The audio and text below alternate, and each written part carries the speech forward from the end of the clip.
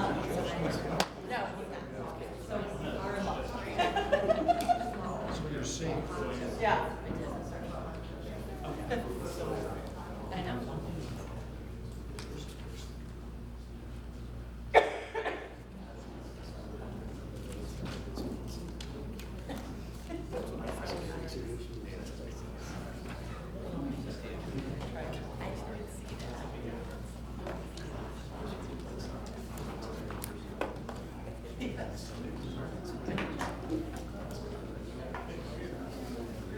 Okay, we have, it is 7 o'clock. I'd like to call this meeting to order.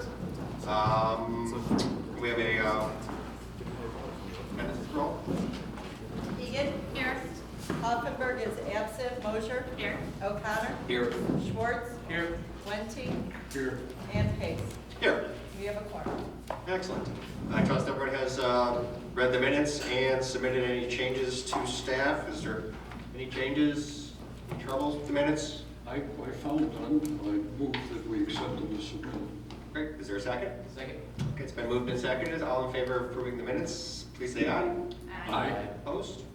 The minutes are passed. Great. So we have a couple of cases tonight. We had 3 originally, but I guess we continued case 286. I'm guessing that may be on in future time. The first case then to consider is... Before you move in on the first one, I know the request was to continue. I would do a motion to continue to your next meeting on March 10th. The applicant has a question. Sure. Is it possible to speak for just 5 minutes to update what the situation is? Is that a problem before you guys do the motion to continue? Hopefully make it 3. How's that sound? Yeah. Okay, good. Go ahead, please. Please say your name. And before you begin, I guess I might as well swear. Anyone who's about to speak this evening in either case, if you raise your right hand and take the oath, do you swear that the testimony you're about to give is the truth to the best of your knowledge? Yes. Okay, thank you very much. The floor is yours. I'm Jonathan Robinson. I'm the applicant and resident here. Basically, I had originally signed up. It's a $1,500 reimbursable fee to start the application, and that's for costs above and beyond what the applicant was. I was willing and happy to pay for that number, assuming that that was roughly the number it was. Basically, I received my first set of charges after my first hearings, and my bill was up to $2,700, so well above what I had. The big issue is basically I was billed for the village attorney's time for him to sit in the hearing, and I completely don't agree with that. He's not here to represent me. He's not here to assist me. He's not here to review anything I'm doing. He's here for the village. But essentially, basically, to come back and continue the case, I need to pay that $2,700 plus refill the reimbursable of $1,500. So I'd be in this for $4,200, and that's just not appropriate as a standard citizen. And so I have asked the president of the village and the trustees to assist me in this situation and make this more of a regular situation when a resident comes forward with a concern that they are not billed, particularly when it has been billed so excessively. $4,200 is way more than anyone should ever expect to get anywhere in this process. And so I've continued the case in order to continue that conversation with the village president and trustees to see if there's anything they can do to assist me change this, reverse this, or do anything of that nature. Thank you. Okay. Does March 10th work for you? Yeah. Okay, sounds good. Great, thank you. Okay, so let's move on now to... We need a motion. So Oh, I'm sorry. motion to continue to March 10th. And Do we have a motion? So moved. Is there a second? Second. All in favor of continuing case 286 until March 10th? Roll call, please. Schwartz? Aye. O'Connor? Aye. Egan? Aye. Mosher? Aye. Wenting? Aye. And Pace. Aye. Motion. Okay, great. Let's continue. Now let's move on to Plan Commission case 288. It's a request for a special use permit to operate the general automotive repair shop at 300 West Washington Avenue, Unit F. Staff, do we have a presentation? We do. The first presentation tonight, it's at 300 Washington, not 300 West, just a quick correction. A little bit of background about the case. It is brought forth by CTC Repair LLC. They are the leasee of 300 Washington Avenue, Unit F. this application is remedial in nature.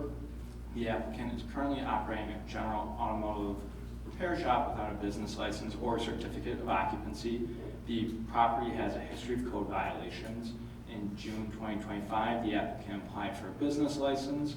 This was denied a month later as they had not yet obtained a special use permit. After no complete application for a special use permit or remedy for the violation was undertaken, a citation for operation without a business license was issued to the applicant on October 10th, 2025. November 20th, 2025, the applicant entered into a settlement agreement with the village. The terms require the applicant to cease operations on the property within 120 days or to come in full compliance with all applicable laws, including obtaining a special use permit. On November 18th, 2025, the applicant submitted incomplete application. Staff has been working with the applicant to finalize a complete application, and here we are. So this is an overview of the subject property.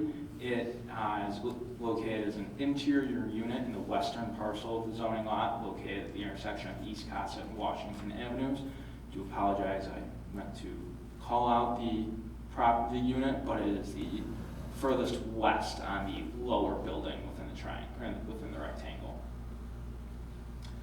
The Grange comp plan designates the future land use of the subject property as light industrial, defines this area as providing for a mix of light industrial uses, including office, warehousing, distribution, and the light assembly and light manufacturing of products.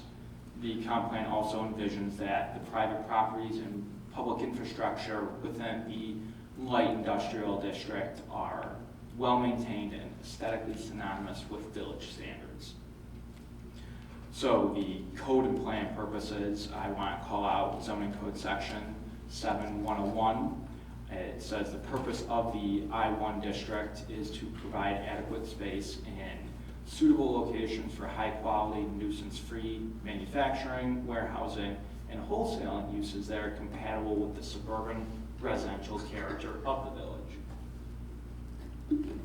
Other purposes of the zoning code worth highlighting include protecting and relying and respecting the justifiable reliance of existing taxpayers, business owners, and residents on the continuation of existing established land use patterns, and protecting and enhancing the taxable value of land and buildings.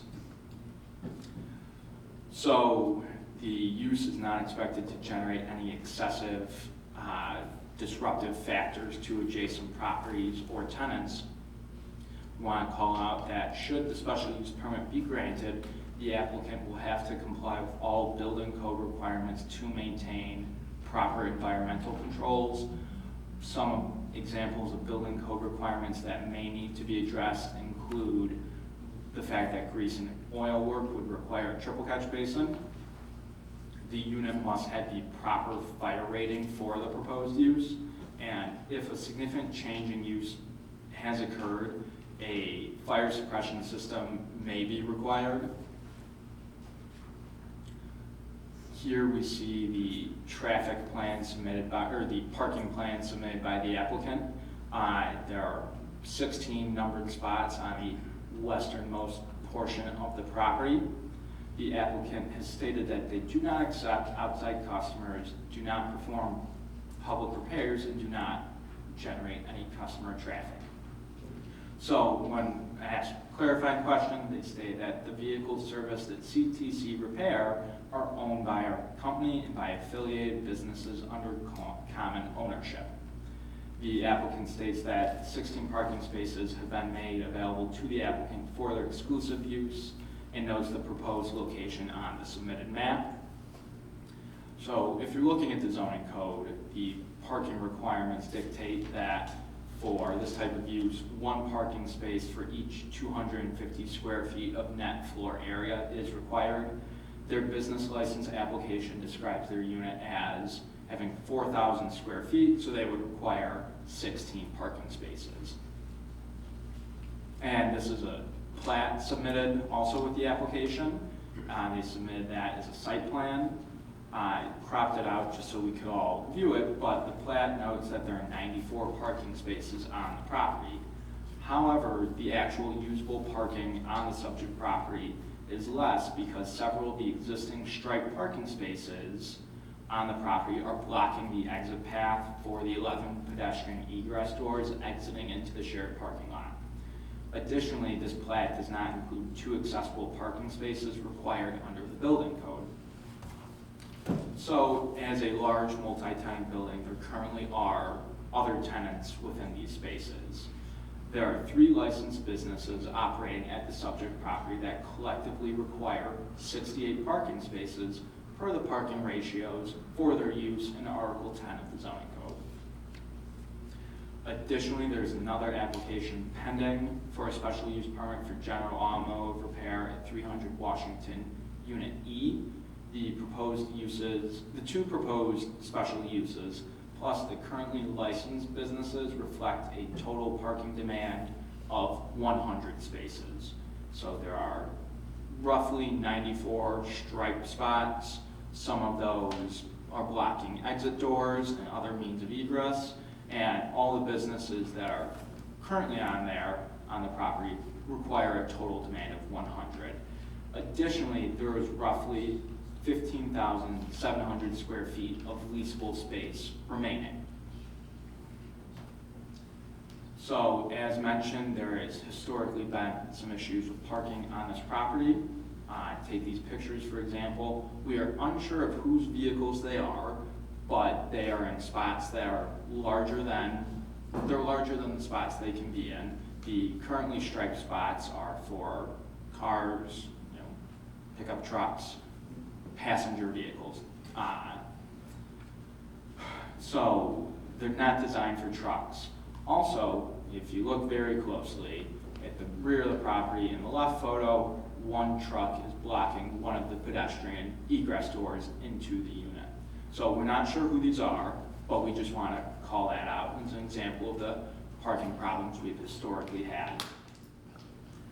The parking spaces do not meet code requirements for proposed parking of box trucks and semi-tractors.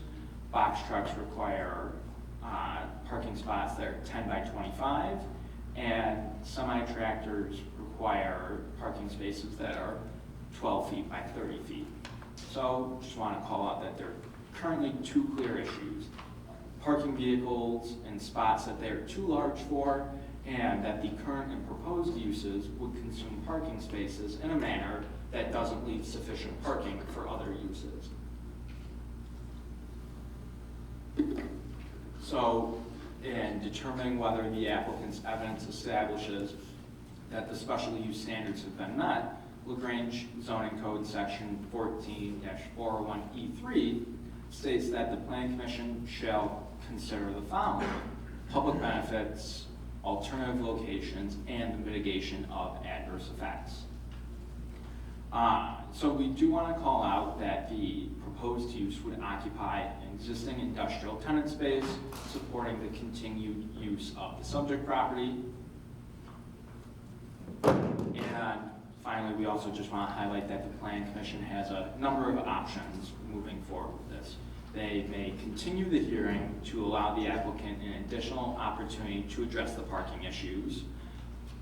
They may also recommend or deny the requested special use and site plan approval. So the options are a continuation, to approve as presented for substantial conformity with the provisions of the zoning code and all other applicable federal, state, and village codes, regulations, and ordinances. Approval as above with modifications or conditions, or denial of the application as presented for failure to be in substantial conformity with the provisions of the zoning code, other village codes, ordinances, and regulations. Upon review of the application, should the Planning Commission determine that the standards for special use permit and site plan approval have been met, staff suggests that the Planning Commission consider the following condition. The Planning Commission consider the following conditions. The first is that the 16 exterior parking spaces for the benefit of the applicant will be signed as exclusively dedicated for the applicant. The 16 exterior parking spaces are limited to passenger vehicles only. Vehicles larger than passenger vehicles may only be parked inside the building. truck trailers may be parked on the property. Another condition is that the special use permit is issued only to the applicant and is for the sole benefit of the applicant, is only transferable upon village board approval. Additionally, that the applicant may not store any vehicles in the parking space. All repair operations must take place inside, and that all building code requirements must be met. Thank you. Okay, thank you for the presentation. Could you put up the slide with the 16 parking spaces? The other one, previous one, one more. This was the first one. Okay, let's stick with that one. So the 16 is required. The 16 are there, but those are only dimensioned for cars. Correct. Okay. If you expand that to trucks, just mainly with the repair, I assume, how many spaces are there? Did not do that calculation, Okay. but it would be less. Right, less. Okay. Okay. Commissioners, more questions for staff? Following along that question, is there a requirement like there is for the regular cars? Is there a requirement for parking for these type of vehicles that would be at a location like this? There has to be a minimum of 10 or? So there is no minimum, it's Okay. just the parking minimum is 16 per 250 of net floor space. Okay, 16 regular parking spaces. Yeah, or Okay. 1 per 120, or 1 per 250. So basically that's what our code is. Yes. It doesn't dictate the type of space. More questions? Good, there are no questions for the, from the, oh, go ahead. So with regards to the zoning as light manufacturing, does this fall under that? So the property is I-1, and within the I-1 district, allowable special use is general automotive repair. Got it. Thank you. And I'm sorry, one more question. You know, I see some big rigs there. I don't really know the building. The door size is fine to get the trucks inside for repair? That is more of a building code question. I'm not aware of the dimensions of that. The applicant. Commissioners, any more questions? I just have one. Sure. So are all the, I guess I was a little unclear, are all the properties there currently fully leased up? Or is some of them available or vacant? So there are available, we noted that there is roughly It's at the 15,000. Okay, yeah. So if that became rented, we just expect the parking situation to be exacerbated, presumably? Yes. Yeah. Well, it depends on the use. Different uses have different parking requirements. More questions? Okay, if none, applicants? Someone like to give the presentation, please?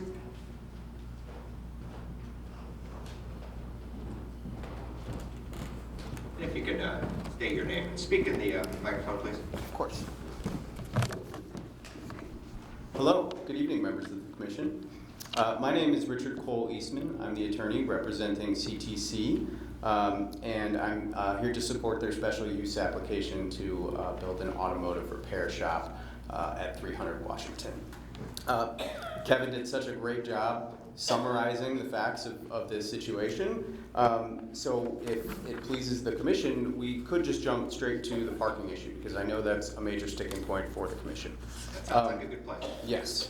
So they do, you know, this business does operate box trucks, semi trucks, etc. And so, you know, to Kevin's point, if we could reserve some of these spaces and make them larger and restrike the parking lot to make them larger, that is something that the applicant would absolutely be willing to consider, and the landlord, who's also here today, would also be more than happy to do. I know that there is the issue of you know, exacerbating existing parking problems should the remaining space that is unused be filled. You know, I think that's something, to Kevin's point as well, it would depend on the use, but that's something that, perhaps they could address by potentially leasing, parking in an adjacent property, or just finding another way to make sure that they conform with the parking requirements of the village. I know there's also the issue of the ADA spots. Obviously, those would be restriped and put in place. If there are any other conditions that the commission would require of the applicants, we would be more than happy to address those and potentially enter into agreement with the commission to comply with the code going forward. Okay, thank you. Is that it, or is there more? Well, unless you want to hear the whole spiel, but Kevin Well, summarized pretty much everything. I guess, you touched on the parking actually. I'd like to hear a little bit about the business, how many trucks you work on, how many you expect to be there, are you ever working outside, is everything inside? Yeah, so the work is done indoors. The only storage of vehicles would be storage of vehicles that are awaiting parts. So they might sit out there for a day or two while they await parts. Then they would be moved indoors in order to be repaired. So there's no physical repair of vehicles that's occurring outside of the actual facility. And to your question earlier about the doors and whether they conform to the kind of use of semi trucks, et cetera, coming in and out. These are overhead doors, roll-up doors. I would have to check the building code and actually get measurements to swear that they meet that particular requirement, but I do know that they are used for semi trucks, and that is the purpose of those overhead rolling doors. So I'm fairly certain that they do, but not 100%. There's only one employee of this business, and so I don't expect that there will be a plethora of folks looking for passenger parking. It really would be addressing the issue of finding a place for the semi trucks and the box trucks. And you could speak to I'm sorry, this is Tatiana. She's here on behalf of CTC as well as their interpreter. English is a second language for these folks, so she's here to help. So can you tell me how many spaces, like how many trucks typically? In the garage? Yeah. Typically 3 to 4 that can fully fit in a garage. And as he mentioned earlier, these trucks can easily go in the garage, and they're constantly in and out. As soon as the truck is done, the customer or our trucks are repaired, people pick it up and they're out of the door. Only times that they will be parked outside is, as he mentioned, when we're waiting for parts and we need to wait a few days just to get the parts to get it repaired. As far as how many trucks in general, we have our own trucks as well as the businesses that I mentioned to Kevin that are affiliated with the business. It's, for example, if we work with a business that owns 40 trucks, it's scheduled, ongoing, regular appointments. Like, hey, today this business brings this truck in and we fix it, they come and pick it up. So it's constant in and out, not so much parking outside, and nothing is done or fixed or worked on outside that garage. Tatiana, can you spell your last name, please, for the record? Lazovic. Thank you. Yep. And the nature of the repair, I mean, are we just maintaining, are we rebuilding engines, or how complex are we working? It can be both. Sometimes it's maintaining, but definitely repairing engines and bigger work as well. But that's, again, we have multiple people working on the truck, so it's mainly quickly fixing it, getting it done, in and out. But of course, if we're repairing an engine, that may take a day or two versus, oil change and something simple that can be done in 1-2 hours. And I know there was the issue of the catch basin, which obviously is something that could be addressed by my client, as well as the issue of fire safety and the fire compression system. So we'd be happy to work with the village to ensure that those things are up to code. Okay, if that's the end of the presentation, you might as well stay there. I'm sure the commissioners have questions. Before I go ahead. Yeah, a question about one of the images that was presented with a truck parked in front of one of the egress doors. That's a life safety issue. Can you explain that a little bit? I can't speak to the photo, and I don't know whose truck that was, but you know, I can tell you that, you know, my client is here today, and they are willing to make sure that that sort of situation never happens again. Because you're right, that is a safety issue. Also, would you mind pulling up the photo that she's referring to? In some of the photographs that I looked at in the agenda for today, there were, for example, forklift parked in front of the door, or there was a van also blocking the entry. And I just want to say, with some of these images that are showing up for today, it could be situations, for example, the van is parked because parts have been brought and now they're taking them out in the garage, and then they immediately move that van. Or the forklift was in one image parked right in front of the door. At that moment, maybe when the photo was taken, that was there because they were moving things and bringing parts into the garage. But for the most part, the door entrance and the garage door is always unblocked, and unless the truck has just been dropped off, and so the driver is going in to give the paperwork, most of the time those doors are never blocked and everything is removed immediately. So would you be willing, as part of the redesign efforts, be willing to put in bollards to ensure that no vehicles can block the door moving forward? Absolutely, that's actually the plan, because sometimes even with the parking spaces, because they're now opened, a lot of times while they're working on the trucks inside, maybe another truck comes in that's maybe part of another business that just parked there, and we have no idea whose truck that is. So absolutely, we would be willing to do whatever it takes to make sure that those parking spaces are blocked off, and that nobody can just randomly come in and park wherever they please. Thank you. So on that picture there, on the one to the right, all those trucks to the right, that's the 16 spaces, right? Yes, that's correct. And so I think one of the conditions that be limited to passenger vehicles. If that condition is complied with, where do all those trucks go? When you mention vehicles for employees, is that where the employees' spaces would be at that time, or would it still be for trucks that are coming in and out?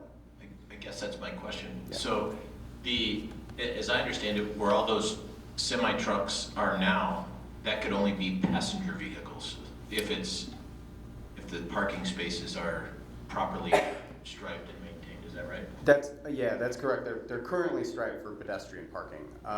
And so our proposal is to restripe several of the spaces to ensure that they meet the code requirements for box trucks and semi-trucks, et cetera. And that would be part of the 16 required parking spaces that they would need. But how wide are passenger stalls versus the 8 box truck ones? So how could you get 16 in there, I guess is the question. Yeah, it's a large parking lot, that's for sure. There is space. Go ahead. So right now, if we were to look at the current situation and how these are parked, believe it or not, they can easily park even in this, parking space and the way it's been set up now, with additional parking next to this. So with all the trucks right now, there's always at least 4 or 5 parking spaces that are completely open at all times, next to the red truck and towards the main street. So as he mentioned, if we make it into a bigger, turn 3 parking spaces into 2 to make it for bigger space for semi-trucks, I think it would still be enough, because at all times there's at least 4 to 5 spaces that are always available and opened on that row right there.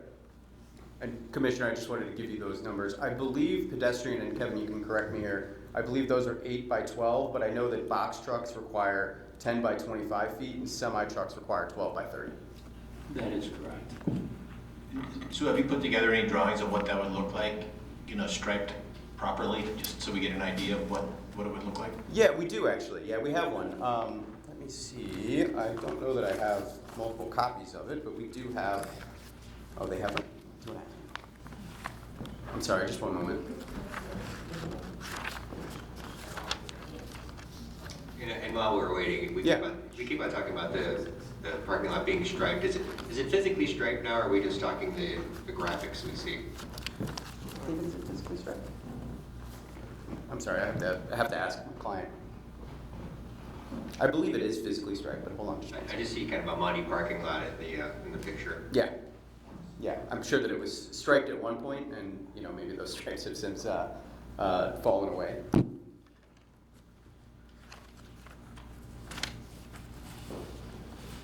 So we have seen this plan. Is this one? I'm sorry, there are stripes. It's currently striped. Oh, okay. But it would be restriped, obviously. And do we have multiple? Yeah. Oh, wonderful. Is it okay if I just approach and give you copies of? If you have copies, great. Yes. So David Moskowitz for the landlord. Yes. Mr. Moskowitz, is that the same plan that was up on the screen? This plan has been submitted to the village previously? That is, yes, that's one of the ones. We also have this an alternative, Okay. you know, kind of, and then I'm happy to make comments kind of when there's time for to comment. You can share.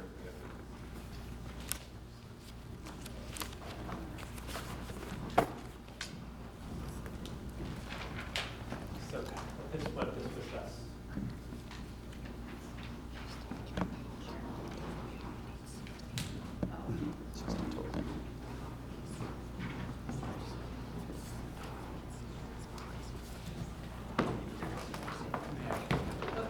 No, you have to, they have to physically, yeah.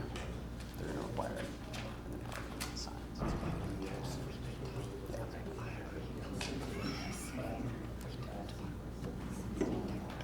Yeah.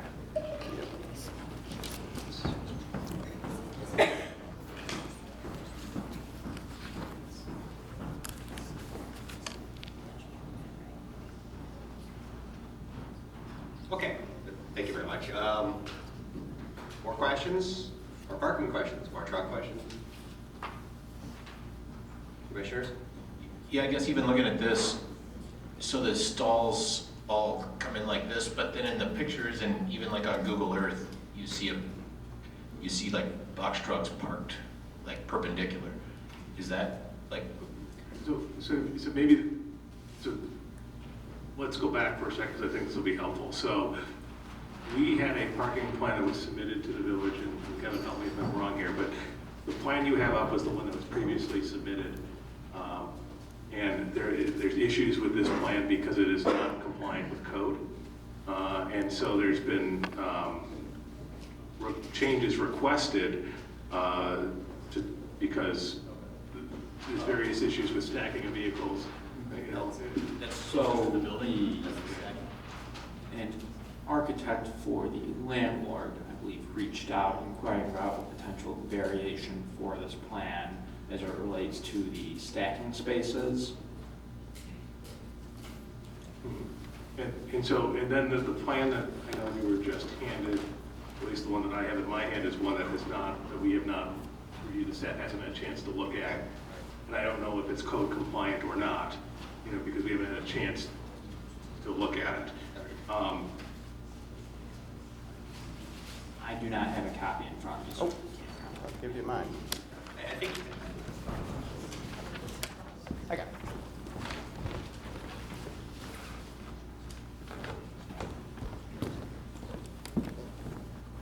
I think, as you can see, you know, parking is very confusing for us right now. And the fact that it hasn't been submitted to the staff yet, I'm a little concerned, frankly, to go forward on this. But I'd like to hear one more thing. Obviously, there's been a little trouble getting this passed, getting the application in. Could you tell us the cause of this and why haven't we already fixed this? Well, I can't because I just, they became my client yesterday. But do you have, I know you've been working on this for a year. I do know that they've been working directly with Kevin. I think there was some confusion as to what the requirements were. They felt, you know, that the 16 spaces met the parking requirement and didn't understand that, you know, the semi-trucks and box trucks require larger parking spaces. So I think there's been some confusion on their part, and hoping to remedy that going forward.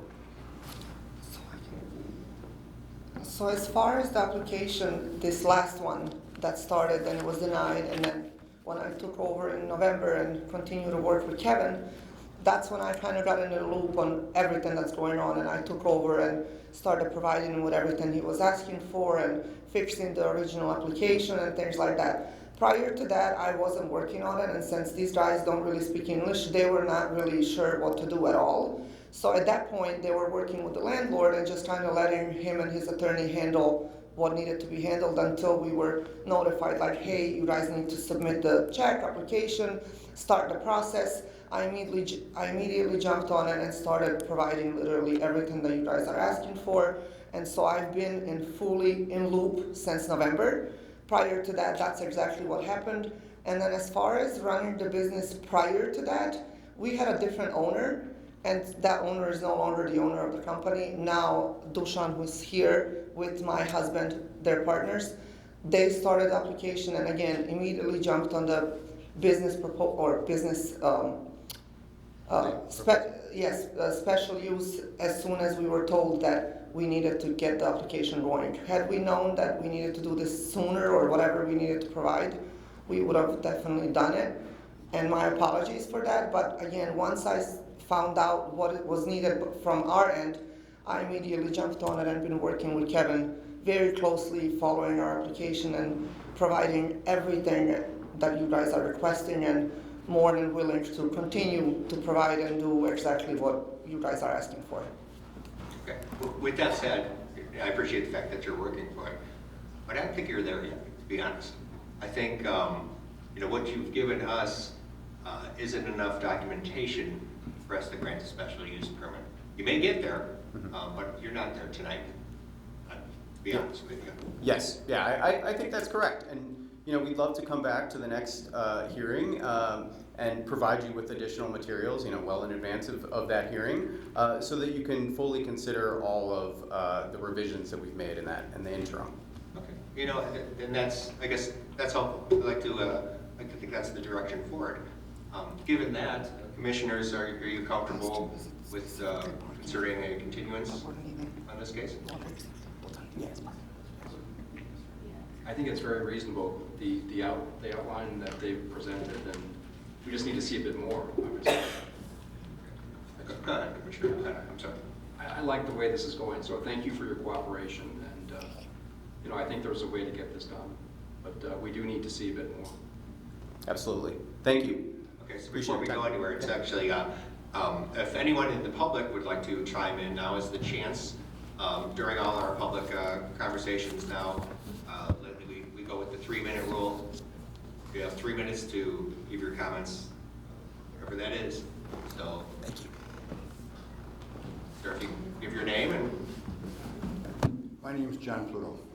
I'm a resident of Grange, and I have a question. There's some similar situations, and maybe you can clarify. Is parking on a vacant commercial lot, how do you spell out the parking if there is no building on the particular lot? Can people just come and park willy-nilly on the lot since it's theirs? I think this is a question for staff. I would not know that. I believe that is outlined in the zoning code off the top of my head. I think it might be a special use permit. I'm not off the top of my head now. Okay, because there's properties on Bluff Avenue that are on the old gas plant that have stone parking lots, and they're storage yards for construction companies, and there's no lines on the parking lots there. How do we target this business to have lines on the parking lot where these other commercial businesses are doing whatever they want to do? And are we checking to make sure that they are doing environmentally friendly things with the car repair businesses that are right next to them? This property is on Bluff Avenue and East Avenue. There's a set of the old garages from the gas plant. Do we follow through with every business and keep the ordinances and make sure that everybody is doing everything properly, or are we targeting this company particularly? I want to preface this. If I may. Please. Yeah, so we're here tonight because the applicant and submitted an application. It's not a matter of targeting, it's a matter of they submitted an application.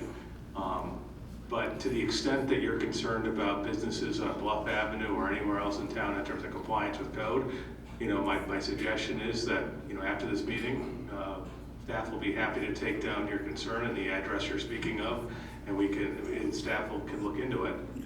You have staff that you pay on the community development team to drive around, and if they can't figure out what's illegal, we got trouble, okay?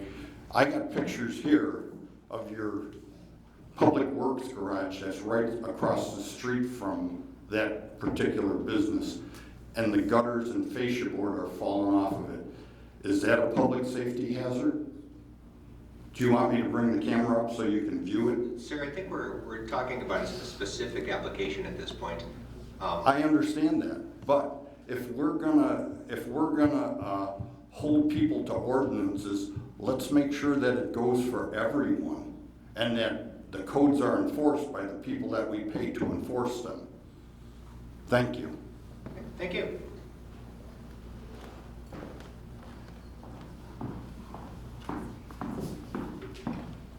Hi, my name's David Moskowitz. I'm happy if you want to come up here too. I'm just going to make some, represent the landlord on the property in question. So I just wanted to make some brief comments kind of in support of CTC's application. So first off, I just want to kind of echo what CTC said, which is we are also willing to work with the village to ensure compliance, with the village code, with the building code, any other kind of village ordinances that are meant to protect the health and safety of both people in the community and the people working on the property. So we're perfectly willing to work with the village to make sure that those, if there are parking changes that need to be made, that those happen. There were some things that I did kind of want to clarify. First off, as staff mentioned, there are parking spots in front of the egress. However, this is actually a conversation that we had with the village last year, where the village requested that we put parking bollards out in front of the pedestrian egress doors, which are now there. So while there's, a car in front of the door when it's there, there's a bollard there, which will make sure that there's room for someone to exit the area and kind of get out in the event of any sort of fire. There was also a comment about how there's kind of a history of code violations. We, applied for a certificate of zoning compliance, in December of this year. An inspection was done in January. Several alleged violations were brought up. But since then, it's been, we received a communication from the village's attorney stating that any of the violations set forth in the response to the certificate application had been remediated. I'm not prepared right now to talk about the specific requirements of the building code as to any sort of, door or clearance issue. However, I assume if there was an issue with the building code and the, dimensions of the doors, that would have come up in the certificate of zoning compliance application and the inspection that the village did pursuant to that. Lastly, I do want to say that I very much understand the village's concern over adequate parking. I will say from the landlord's perspective, we do feel that while we're willing to comply with the 16 parking space, the 251 parking space for 250 square feet, we do believe that it's in the village's discretion to allow less, and B, that would be appropriate in this case. The 250 one parking spot for 250 square feet requirement is for general retail use. So uses where there's an assumption that there's going to be workers, customers, lots of different people coming in and out and patronizing the business on no kind of set schedule. As you heard from the applicant, that's not really the case here. There's a limited number of employees and potential customers, namely, kind of affiliate businesses who schedule beforehand, and their own trucks, which are limited. In fact, one of the other occupants of 300 South Washington, Gerber Auto and Collision, actually does allow,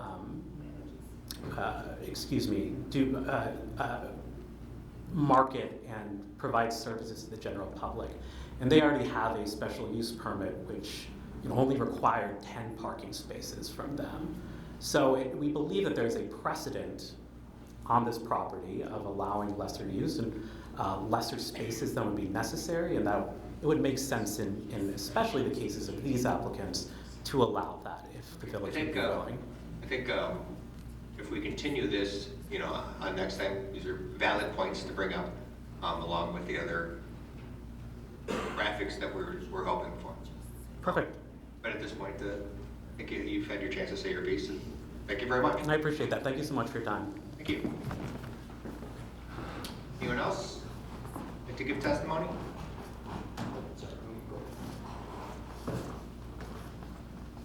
Jonathan Robinson, resident.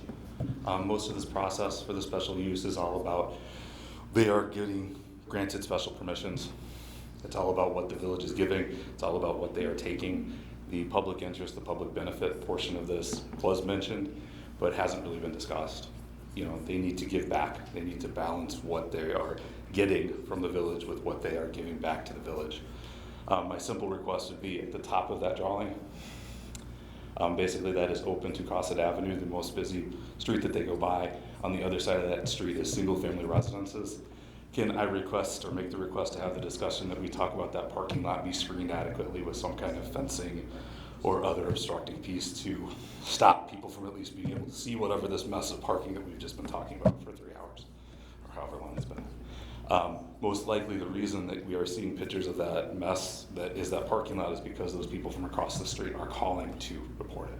And so if there's anything we can do to have with the restriping reorientation would also be some buffering to those single family homes. Thanks. Thank you. Any other commentary?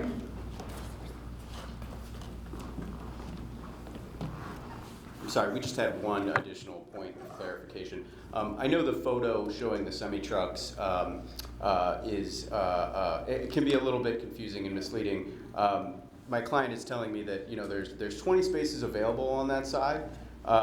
Those are obviously pedestrian car size spaces.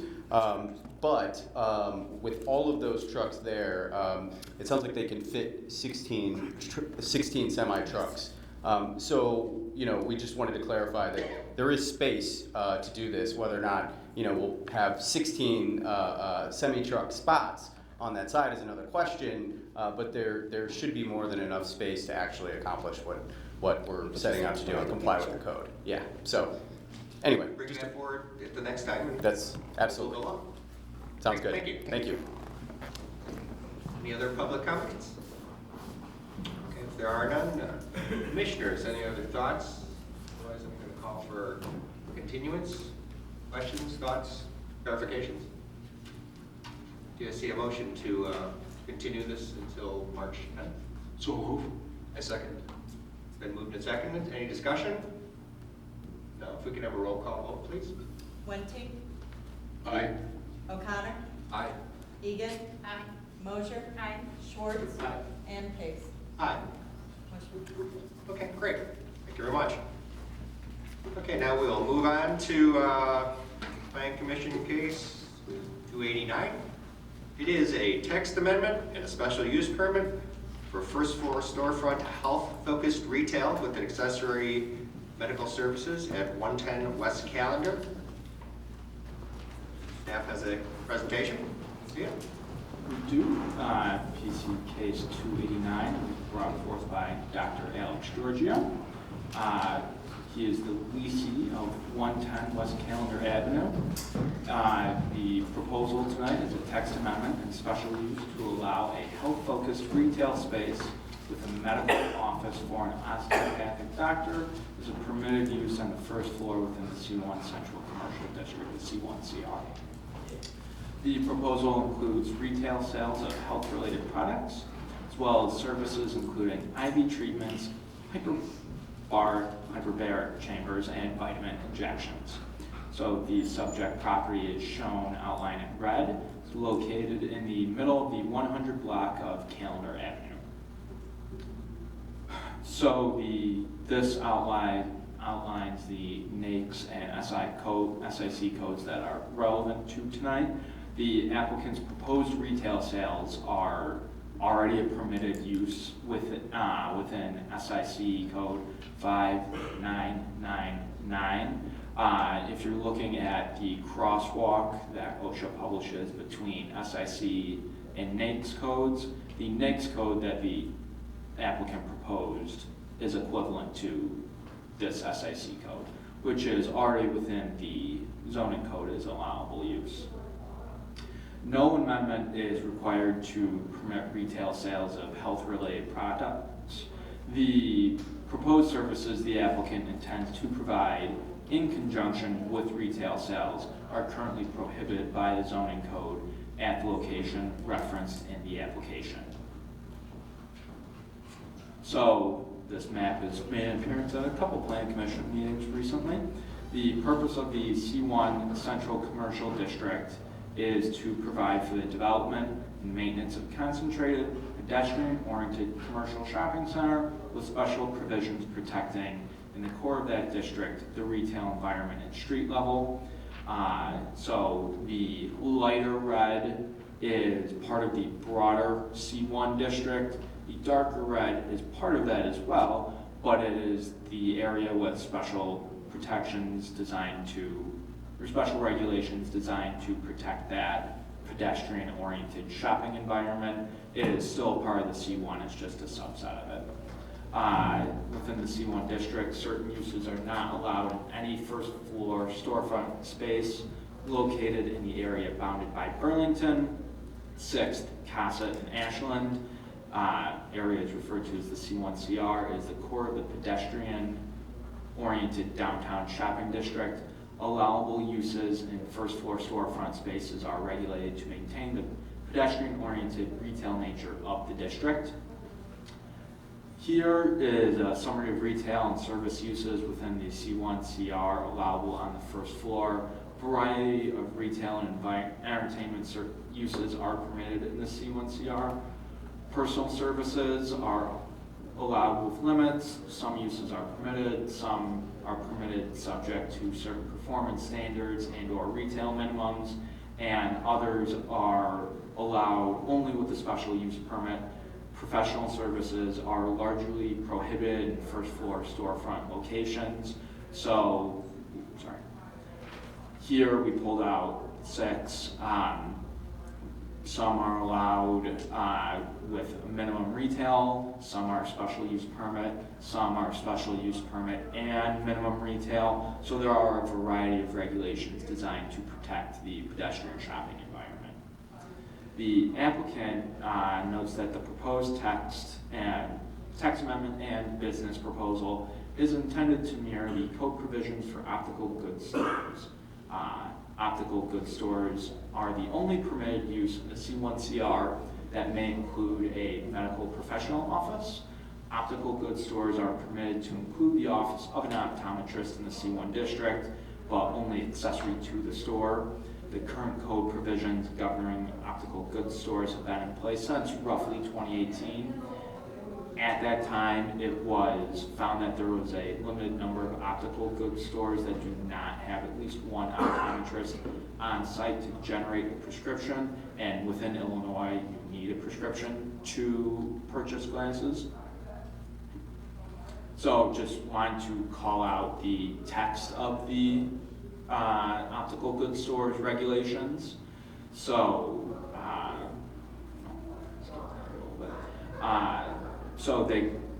two specific ones, that in the C1 and C2 district, the full width of the storefront must be devoted to retail sales to a depth within the store of not less than an average of 25 feet, as measured from the storefront windows, and that the use must not be located within 600 feet of any other optical goods stores with offices of optometrists fronting on the same street.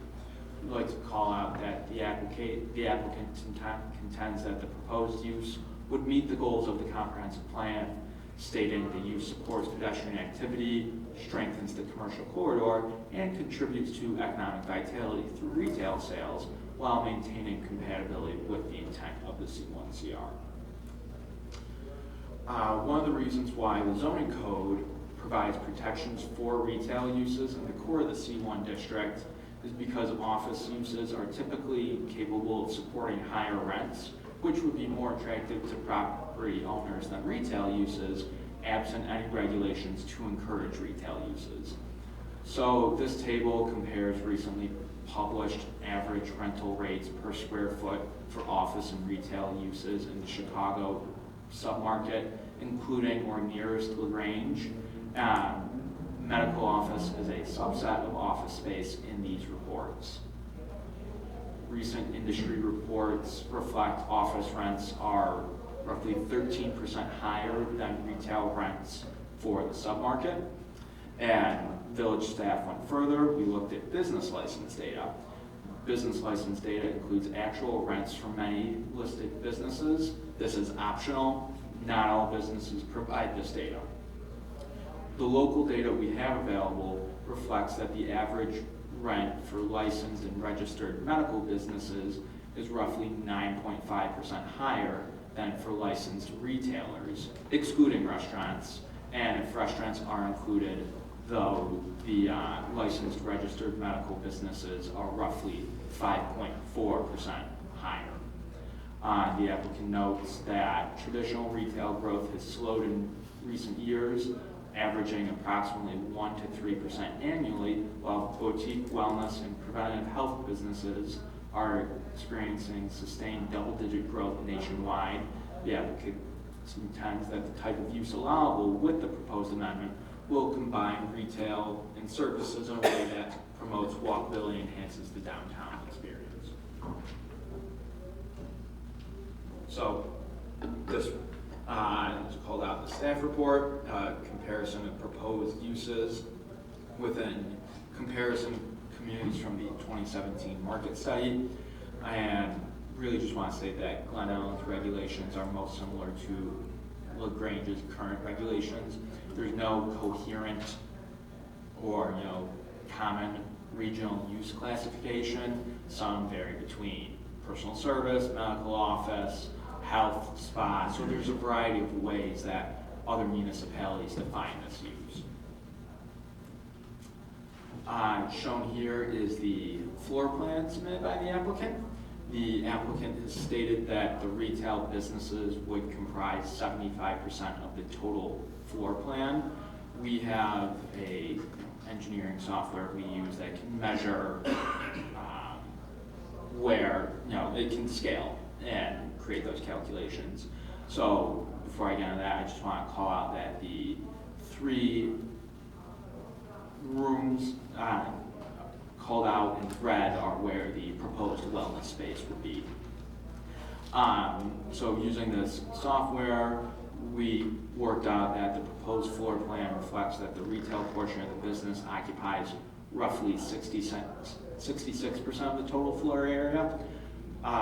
We didn't want to factor restrooms into that because it's not usable for either retail or wellness. So when that calculation is made, the proposed retail portion of the business occupies roughly 71% of the net area. And the proposed floor plan shows that wellness would occupy roughly 19% of the total floor plan. When the washrooms are included, that number increases when the washrooms are excluded. So text amendments generally, they're not specific to the subject property or proposed development. They're a legislative decision within the discretion of the Plan Commission and the Village Board.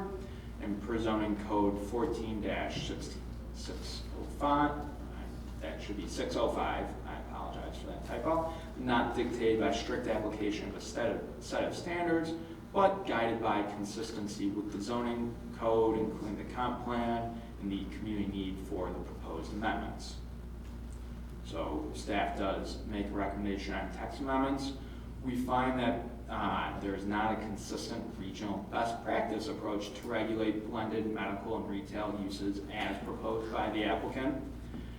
LaGrange's zoning code currently contains significant limitations on the professional office and service uses in the core of the downtown. The recent comp plan generally recommends maintaining these restrictions to preserve the village's pedestrian-oriented, retail-focused downtown.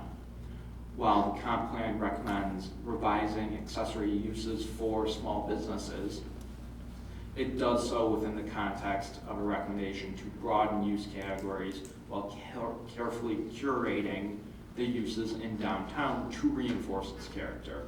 Staff finds that the proposed text amendment is not consistent with this guidance.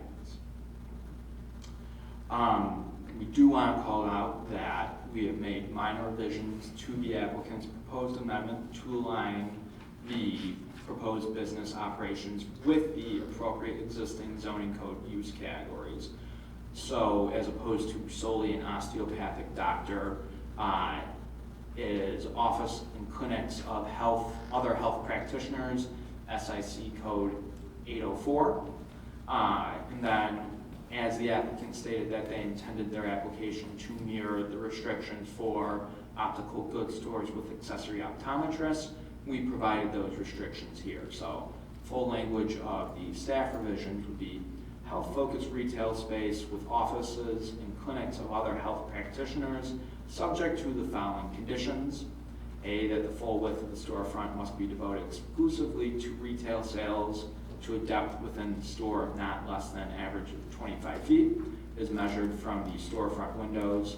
And B, that the use may not be located within 600 feet of other health-focused retail space with accessory med spa fronting on the same street. That med spa language, if you read the staff report, that several of the proposed wellness treatments are offered at med spas as well. So you have a number of options in reviewing the text amendment.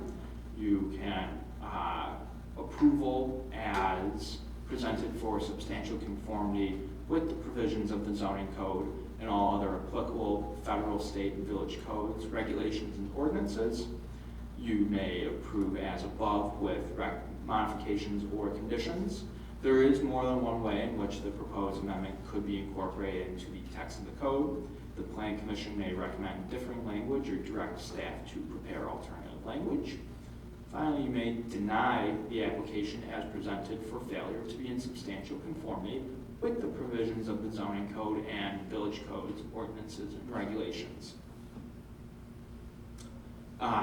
You also have a number of options for the special use permit. Listed here are some recommended conditions that staff finds for the special use permit. I'm just going to read them off real quickly. The applicant must establish a legal entity for the proposed business prior to village board approval. The special use permit will be issued only to that entity for the sole benefit of the entity and is only transferable upon village board approval. The medical med spa services must be provided under the same legal entity as retail sales. The space on the first floor of the subject property that is devoted exclusively to retail sales must be maintained in the area designated on the approved site plan. The retail area must be open to the general public. The retail area must be staffed by employees that solely engage in retail sales and not employees that are responsible for providing medical services. The retail area must be kept fully stocked at all times with products for retail sale, and the hours of operation must comply with those submitted by the applicant. These are similar to other proposals we've had for blended service and retail. So the Plan Commission may recommend approval as presented for substantial conformity with the provisions of the zoning code and all other applicable federal, state, and village codes, regulations, and ordinances. You may recommend approval as above with modifications or conditions, and you may recommend denial of the application as presented for failure to be in substantial conformity with the provisions of the zoning code and village codes, ordinances, and regulations. Thank you. Okay, thank you, Kevin. Great. Let me get this straight. There's a lot there. Come back. So the staff doesn't necessarily recommend a text amendment. But if there were a text amendment, did you have that one screen where it with the red? Is that something that you would endorse, or is this something that is alternative, or how would you categorize this? So this is the language that staff has said that they do not recommend approval. However, you have a multitude of options, and if you choose to recommend approval, this is the language we propose. Okay. Read that again, just to make sure we know we're on the same page. I can do that out loud. Sure, go ahead. Yeah. Let's go. Health-focused retail space with offices and clinics of other health practitioners, subject to the following conditions: that the full width of the storefront must be devoted exclusively to retail sales to a depth within the store of not less than an average of 25 feet, is measured from the storefront windows, and that the use must not be located within 600 feet of any other health-focused retail space with accessory med spa fronting on the same street. So I pulled up the optical goods language earlier. It mirrors that as mentioned by the applicant. So we're looking at that, then add on that the special use permit would have many conditions also. Correct. To go through. Okay, great, thank you. Commissioners, questions for staff? Sure, in coming up with the percentage, I know you, I think, came up with the 71% if you exclude bathrooms, whatever. When looking at some similar type buildings, did you do a similar calculation? So for instance, like the retail at Stretch Lab or Form, or the European Wax place, like just to get a sense for, you know, apples to, I'm just trying to get a sense for how much retail we think we're really driving in some of those other locations. So we did not examine retail per se, but we did look at other similar uses for the medical side. So noted in the staff report,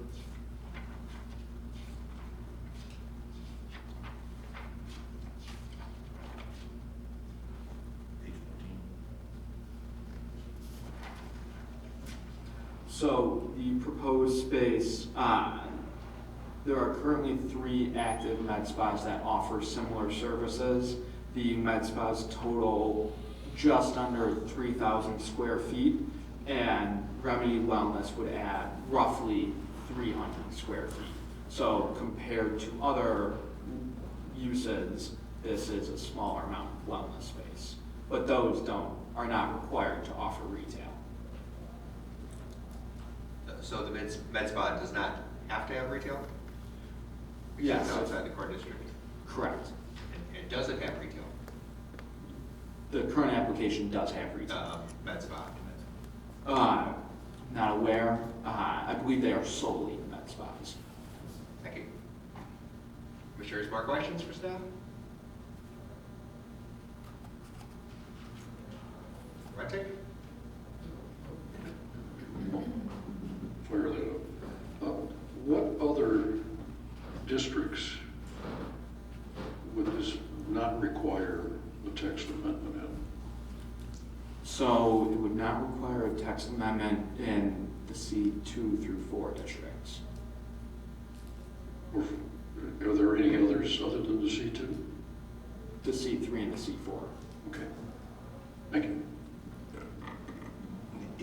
In the past couple of years, what other businesses that have opened in the core resident or the core retail district that have more retail that's being offered than this location?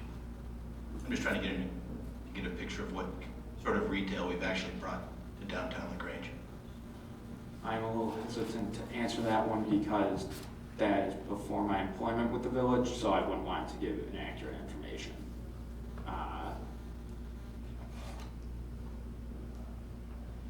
Well, I guess what I'm trying to get a sense for is why is the staff against this if it hasn't done some of that looking into?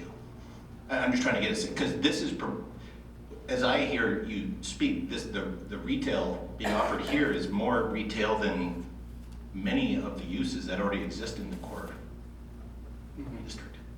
So the comp plan just kind of calls out to further restrict office uses within the core commercial district, and we wanted to adhere to that prior to the upcoming comprehensive zoning code rewrite.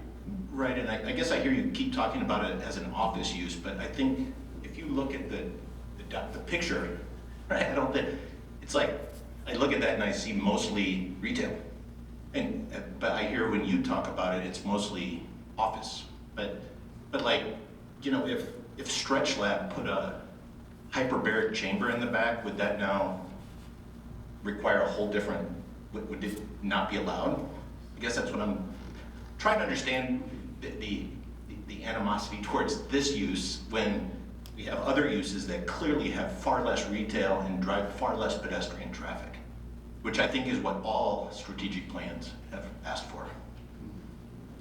So this is classified as an office use because of the medical component. So injection services such as the IVs require those to be done within a medical office by a licensed professional. So that's where staff's viewpoint of this as an office is coming from.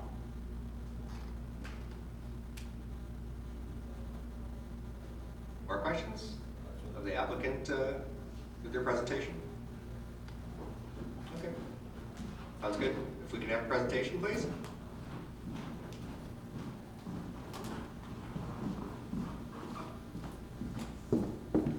Good evening, everyone. I'm Alex Giorgio. I apologize if I'm not as energetic today. I am getting over a cold, but nonetheless, we're here and we're going to get this done. Is this how we use it to go forward? It is turned on, but you can also can adjust the slide as you like. Okay. I know there's a bunch of stuff, kind of like our reason why and stuff like that. Being that we've already discussed that, we can kind of skip through. You can keep going there, Kevin. All right, we can kind of go here. So I know we've been talking, a lot about kind of like the general kind of like market trends, retail trends, all that. Wellness has become such a growing space where right now, like everyone's looking for it. So the whole point of this business is to kind of bring multiple aspects of wellness under one house. So the walkability in like the downtown, right? People who are like active, right? They're looking at these services, right? There's so many synergistic businesses in like the fitness health world in that district. The other thing here, like prevention of just like in general, like, right? So many people are more proactive about their health, right? So they're already looking out for these services. The other thing here, being a little bit on the younger end, right? I'm in mid-30s. We value more experiences than goods, right? We're not, spending money on handbags and, lavish things. We all would rather kind of take care of ourselves, right? Go on that trip, do that nice service in that town, things of that nature. So there's a lot of things that kind of tie into the fact of kind of bringing this into like the community. Kevin, if you could skip down a little bit more. There's even on that one slide up, obviously, right, not just talking about people in my demographic. There's a lot of health concerns that the average, again, adult goes through. There's a list right there where just some simple quick fixes to some nutritional deficiencies can kind of really help those people out. So I won't bore you with all those stats. If you want to continue down, you can keep on going there. Okay, so I know last time I was here, you guys really wanted to kind of get a, feel of kind of what the retail would look like, right? It's going to be more of a boutique type looking place. Hence this photo, obviously, right? Kevin took care of kind of talking about, the floor plan and all that fun stuff. So this is just kind of like the aesthetic that we're trying to achieve, right? The unit itself has, some pretty cool windows up front, and like obviously, right, when you walk in, it's all retail, and this is basically kind of the vibe we're looking for. And if you want to go down a little bit more, Kevin. As you can see, obviously here, square footage wise, majority of it is for retail with just everything tucked out. I did want to make a point, as you can kind of see, you don't actually see anything from the street view as far as it goes for that wellness service. That's why they're tucked back in that corner like that. You can kind of go up from there too. And then we just provided just a few more kind of photos of and you can kind of see. So I do a lot of travel myself. I've actually kind of gone to multiple different hot spots in the health focus realm. Tennessee is a huge one for my kind of like philosophy of healthcare. There's a lot of like alternative medicine out there. There's a lot of alternative health, like lifestyle places there. This is just one place that they are a coffee shop that does nothing but sell a bunch of like health, food products, hygiene products, beauty products, all the things. So it kind of ties into like the retail of what we're trying to do, just simply offering some wellness services. If you want to keep going there. So there's another photo, and I believe there's a couple more after that of just kind of what this place is going to look like. We tried to, I know that was one of the big points the committee wanted to see last time I was here.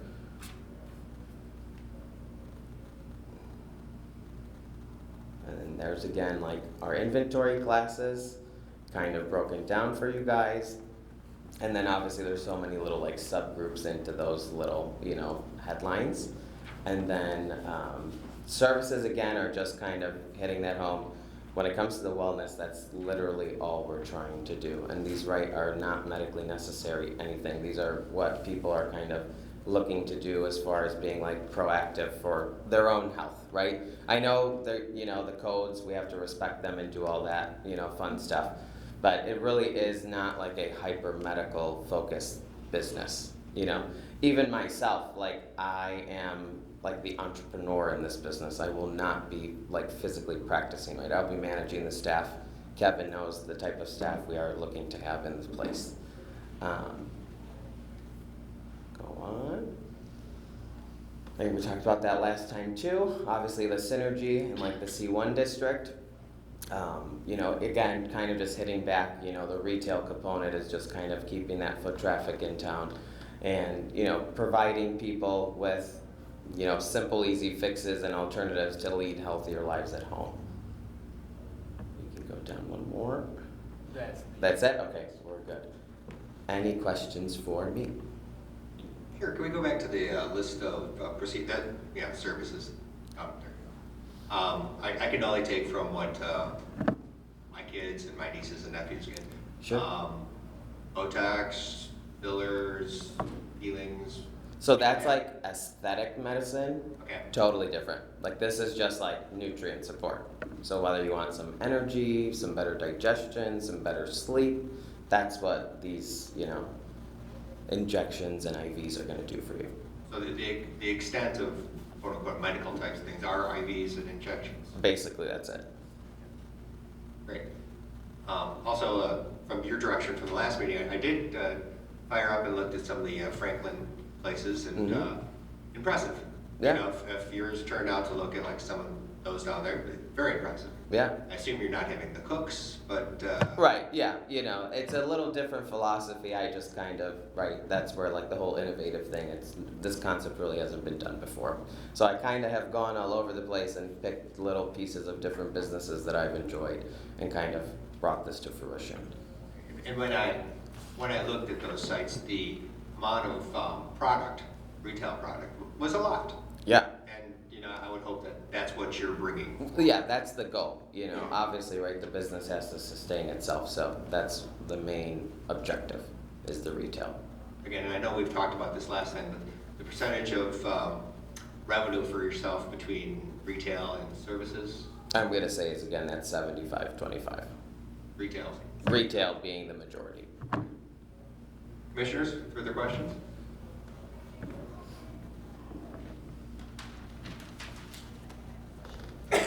So some of the code requirements for some of these special uses limit the use to a storefront that does not exceed 30 feet in width.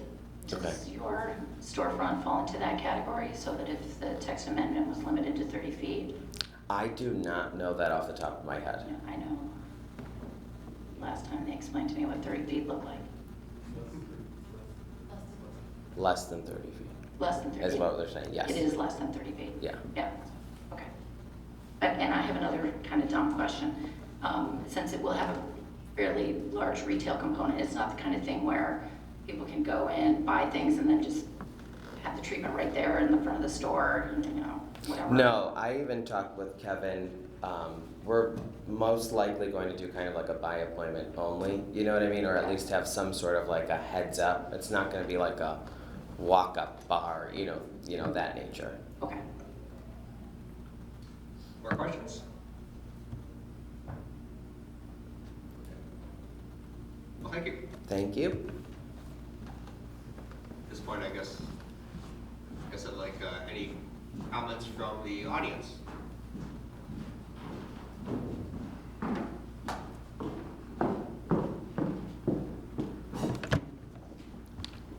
Kind of short here. Hi, my name is Dr. Sarah Boyce, and my husband and I own Boyce Chiropractic, which is at 114 West Callender, so literally within 50 feet of the proposed applicant. The retail aspect and so forth, I don't have any qualms with. What my concern is a couple of things. Dr. Alex, when I looked him up, his website says he's a chiropractor, but the application is for an osteopath. According to the Plan Commission minutes that were submitted from last month, it says that he plans to hire a nurse to do the services. So would there be a specific text amendment or special use for one particular of those professions? Because those three professions can do a lot of different things. Brought up tonight was a proposed text amendment to allow any health professional provide services in that facility, even if it's just those 3 rooms. That's concerning to me as well, because he is a licensed chiropractor according to the website.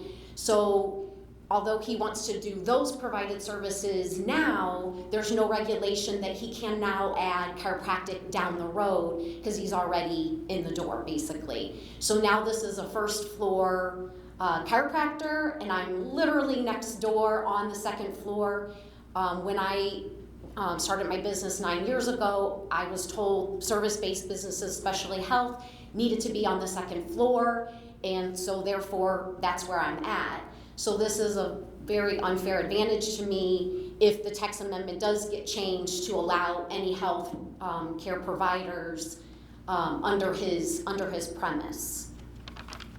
The other question that I have or propose or may not be able to be answered tonight, the services on the application that he had listed, would he be honed into only those services going forward? Because again, I have a big concern that down the road he decides to add chiropractic services. According to the business license now, I applied for my business license. I do not have to have any approval to add any additional services to my chiropractic office.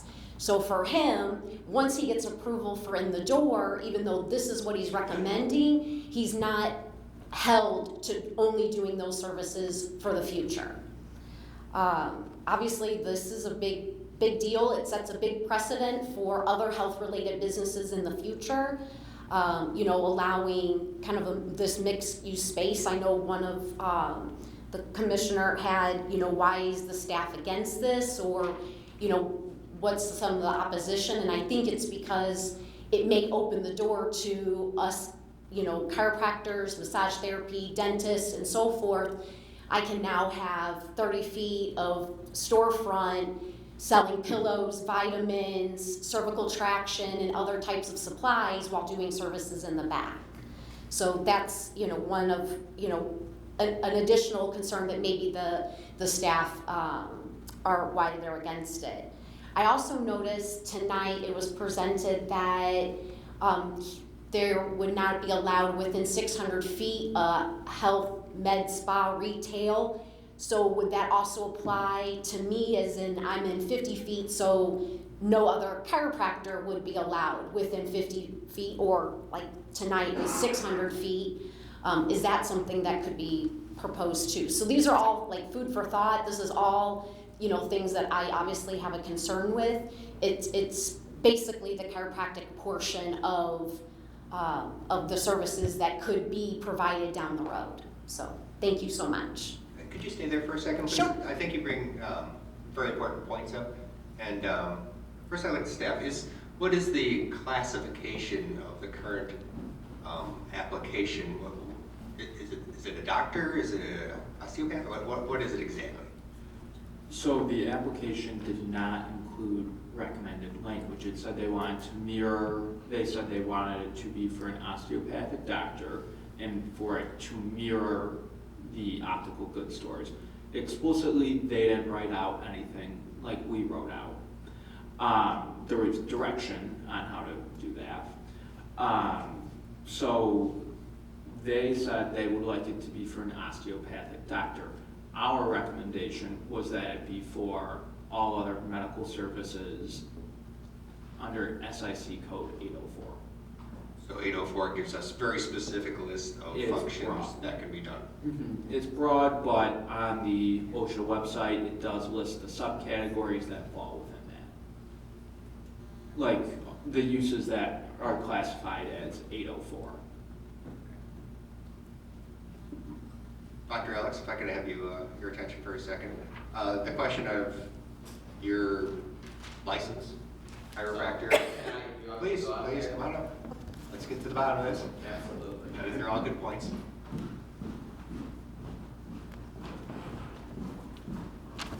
So I want to clear a few things up. Alex Giorgio again. So the application has my personal name. So when I stated here that I'm opening up this as an entrepreneur, that means, right, I won't be practicing here, which I'm allowed to do that because I'm also a human, even though I do have a medical license. And yes, I am a chiropractor. I have zero intent of practicing any form of chiropractic. This is literally what I'm trying to do. I've showed you the businesses that I have also am trying to mirror here. So there is literally nothing to do with chiropractic, and there will be nothing. And if you would like me to have in writing that there will be nothing chiropractic, I will gladly do that. I'm more concerned what's going to be written in the text amendment. Exactly. You know, what are we approving? What type of medical procedures are we approving? What we're trying to IV do. nutrition. You know, I didn't read the SSE.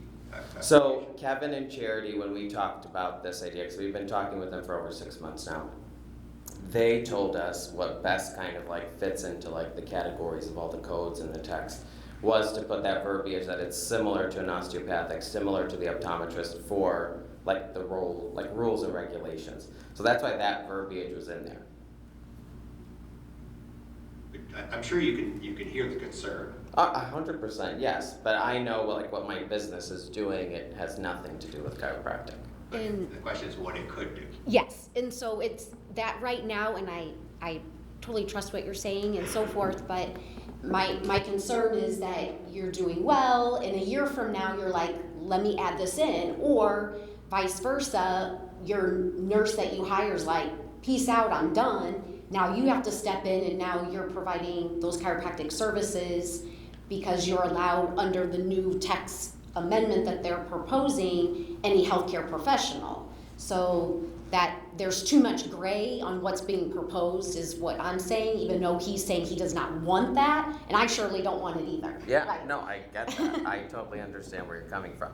But, you know, I bring up the point, like, with what space, right? You operate a chiropractor's office. How would any of that work? If I have to keep, right, that huge chunk of retail, that's like physically impossible. So again, I understand, right, everyone's got to do their due diligence, and I am more than happy to put something in writing to protect her, right? She's been there 9 years. I totally get it. And I'm definitely willing to do that, but there would be no way. It's not so much you putting something in writing, it's us putting something in writing in our codes. Sure. Is what we're really talking about, and that's more difficult. If I may, and Ben, please correct me if I'm wrong.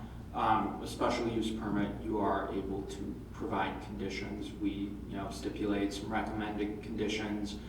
A condition you might add could pertain to this. So you may condition it such that, only the services outlined can be performed. And the services outlined when you pointed out whatever the SIC codes are, were those adequate? Does it make sense? I mean, those services are performed at other businesses under that designation. Give us a second. Sure. Would you like to share what you were discussing? Yeah, we were just trying to look at the application to see how the use was described, right? And it's medical office use within the C1 CR district consisting of wellness-focused medical services, hyperbaric oxygen therapy, vitamin 4 services, accessory to a ground floor. So I guess it's the medical services that we can more narrowly define that concept. It seems like that's where we're headed. We could maybe have some help of staff finding the proper language on that. Or just exclude chiropractic services. Also. Right. Well, And I would be okay with that. Well, it's still, there's. But there's others, right? So, Yeah. if I may, Ben.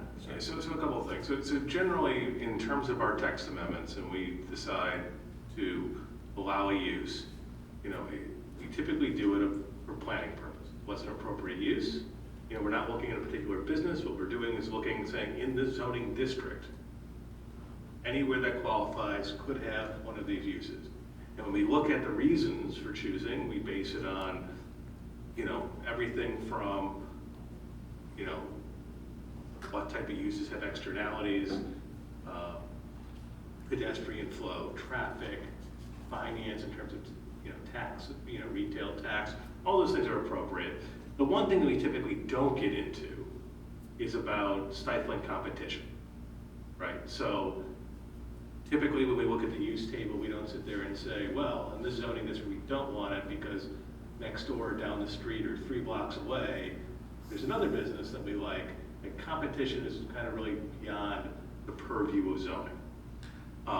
That said, you do have abilities when you look at the uses from the text amendment standpoint, to focus more on which ones you think are appropriate. Within the SIC code classification that we're talking about, it really covers several different things. Office and clinics of chiropractors, office and clinics of podiatrists, office and clinics of optometrists, offices and clinics of health practitioners not elsewhere classified, which are excluding really like the typical traditional doctor's office and the dental offices, which have their own SIC codes. So, but within that, it's quite broad, right? In terms of what type of uses. And so if there is a particular reason for a text amendment, and I would focus on the text amendment first, not the special use, because it's really a different type of relief, and focus on, in the zoning district, what type of uses do you think are appropriate? Is there a distinction that you think it's important to say, look, we are fine with podiatrists, health practitioners not elsewhere classified, optometrists, we're fine with that, but not chiropractic? That may be your decision. But again, this is bigger implications than just this one storefront and just this one block. And so, you're looking at it from that aspect. When you turn to the special use, that's your second task. If you feel it's appropriate to grant a text amendment, then you're looking at your standards under your code. And of course, the applicant can agree if they want to put their own restriction and say, I won't practice chiropractic in the spot. That's their choice. But looking at the business, looking at the proposal, what do you think you need to meet the standards is really the analysis of the special use. But I think it's important not to conflate the two, because again, somebody else can apply, if we do the text amendment tomorrow, down the street, and and their business may be a little different. It may not be vitamin B injections and the types of services that are being offered here, but slightly different. Any other type of health practitioner, and I don't know all the licensure rules about, Botox and also in fillers and all, and I'm not gonna pretend I'm a medical expert on that, but, that very well might be allowed, and somebody could come in with a completely different application and say, but under your text amendment, I fall within, this new SIC code that you put in, and, so I'd like to have a special use too. And so that's kind of the analysis that you need to conduct. And if you do think you want to limit it more than just 804 and limit it down to, the subcategories, the ones I've kind of read, and pick which ones, that is your prerogative. Thank you. Yeah, I think that's where, it sounds like we're leaning, so we decided, I think, have to flesh out, is it, nutrition and wellness related retail products and support services? One of those. Where it sounds like applications.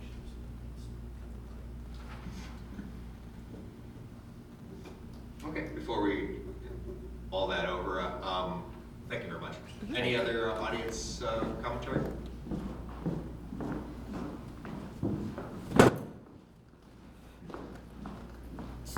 I feel the need to say this, sorry, buddy, but this is a high complex claims, if anything, high liability, if anything were to happen. Those chambers are dangerous. Your claims, okay, your claims, your policy is gonna be about $1 to $3 million. That's about what we've seen. So I just wanted to throw that out there, because that's what it is. Can you state your name? My name's Lauren Swindle. Thanks. Thank you.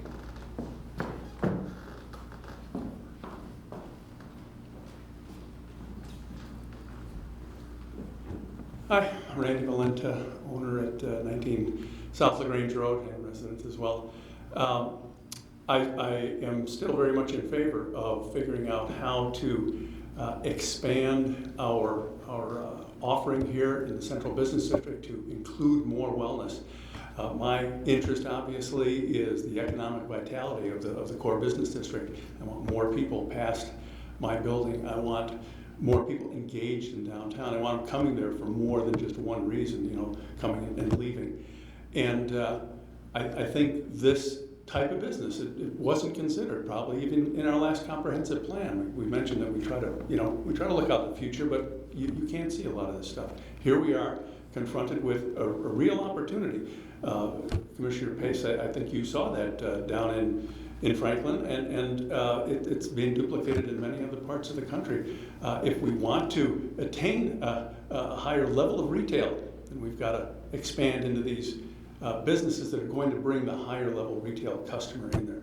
But I want to compliment everybody in working hard to figure out how to do this. I really appreciate hearing the discussion, going back and forth and figuring out how we can have these businesses side by side and viable businesses in our district. I don't think we have competitors here. I see a couple synergies actually. Thank you. Thank you.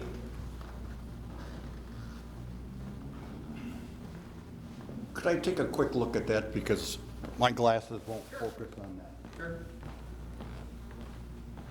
I take it that this is all the retail space, and then this is where. I think the blue is the retail.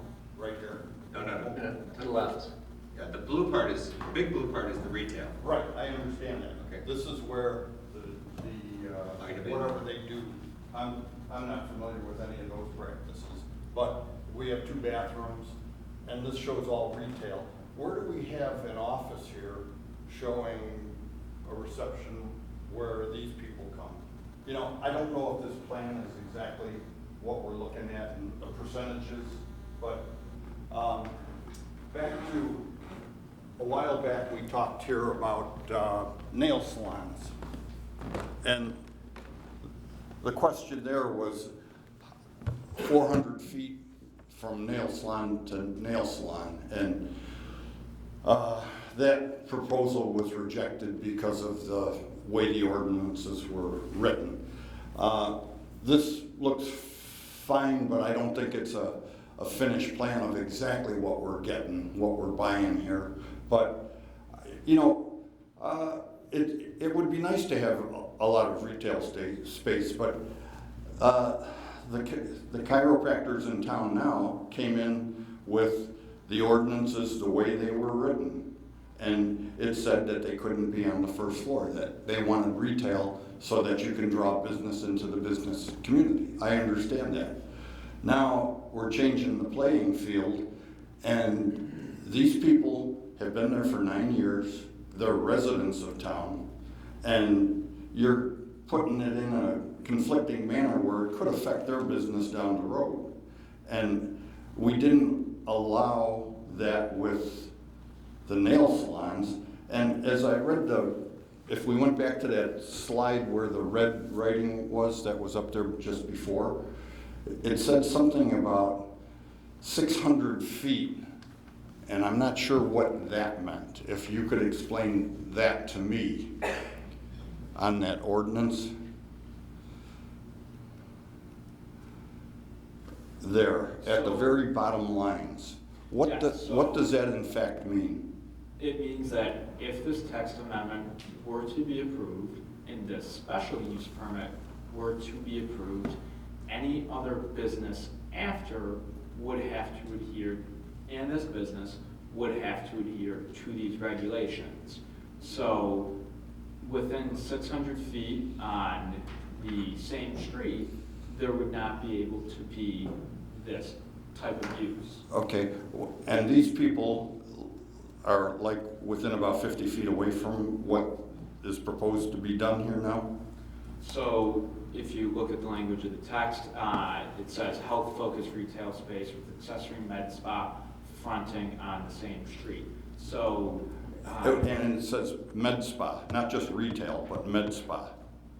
And could their space be considered med spa? No. No, they're a chiropractic office.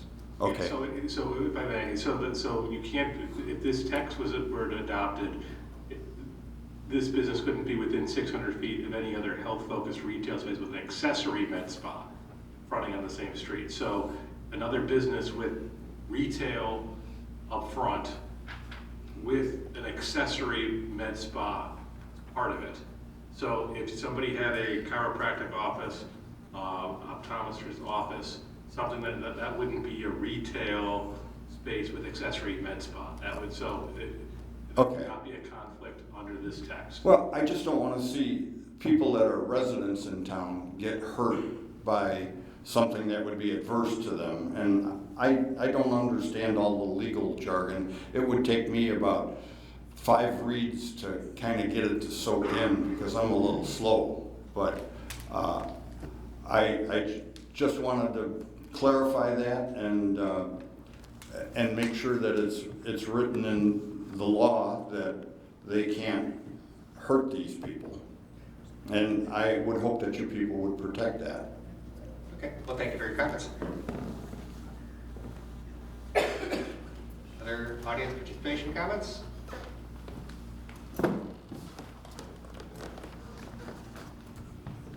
Jonathan Robinson, resident. I'd like to thank everybody. This has been a wonderful back and forth conversation. Thank you for actually taking questions and answering them. It's been a very nice experience. My 2 questions just focus on evidence and proof. Per the actual zoning code, there are 2 pieces of evidence that are required to get them through the special use process. The first one is actual evidence in their application that in order to meet the special use permits that there has to be public interest or public benefit. You know, this did not come from an open discussion. This did not come from letters from the system. There is nothing actually saying the benefit needs to be there. They have no proof in the application. You know, there isn't a letter of support in the agenda. There isn't a signed petition. There has been some here, and I'm not saying it's not there, but the proof of it doesn't exist, and I would ask that you have them go back and actually prove that. He can stand here and say all he wants that he's heard that, but that is not proof, that is hearsay. The other thing is the special use permit and changing our code. This is meant to be a last resort, an absolute last resort. You know, they should be trying anything and everything to accomplish this and not have to come in front of this board, not have to waste our time, not have to make us sit here for hours to actually talk about language in our code. In this case, that's completely not the case. There are tons of other places that this establishment could go within our town. In the staff report and in the agenda, it specifically says that the staff pointed out multiple locations where this could be. This does not need to be in the retail district. There are tons of other locations. Why are we rewriting our code to allow this? Especially when the code does require that the applicant needs to establish evidence that they have exhausted all of their locations. That's part of the special use permit. And so until they've brought you evidence, something physical, something proof, that every other place that particularly the staff pointed out can't work, won't work, or doesn't make sense, you can't accept this. And so they need to go back and prove that they have looked at every other thing. There is plenty of space in this community for this thing. Even if we prove the public interest, it does not mean it needs to be in this location. There are so many other locations, and why we are sitting here wasting our time, effort, and money trying to rewrite the code to make this one specific situation work in this one specific address isn't appropriate until they have proven to you that they've exhausted all of their options. So until they've exhausted all of their options and until they've proved that there's public interest, please continue this. Please, do not continue forward down your path. Do not talk about language because those are requirements of the code. Thank you. And then I've got cross-examination questions that I'm going to hand to him. Okay.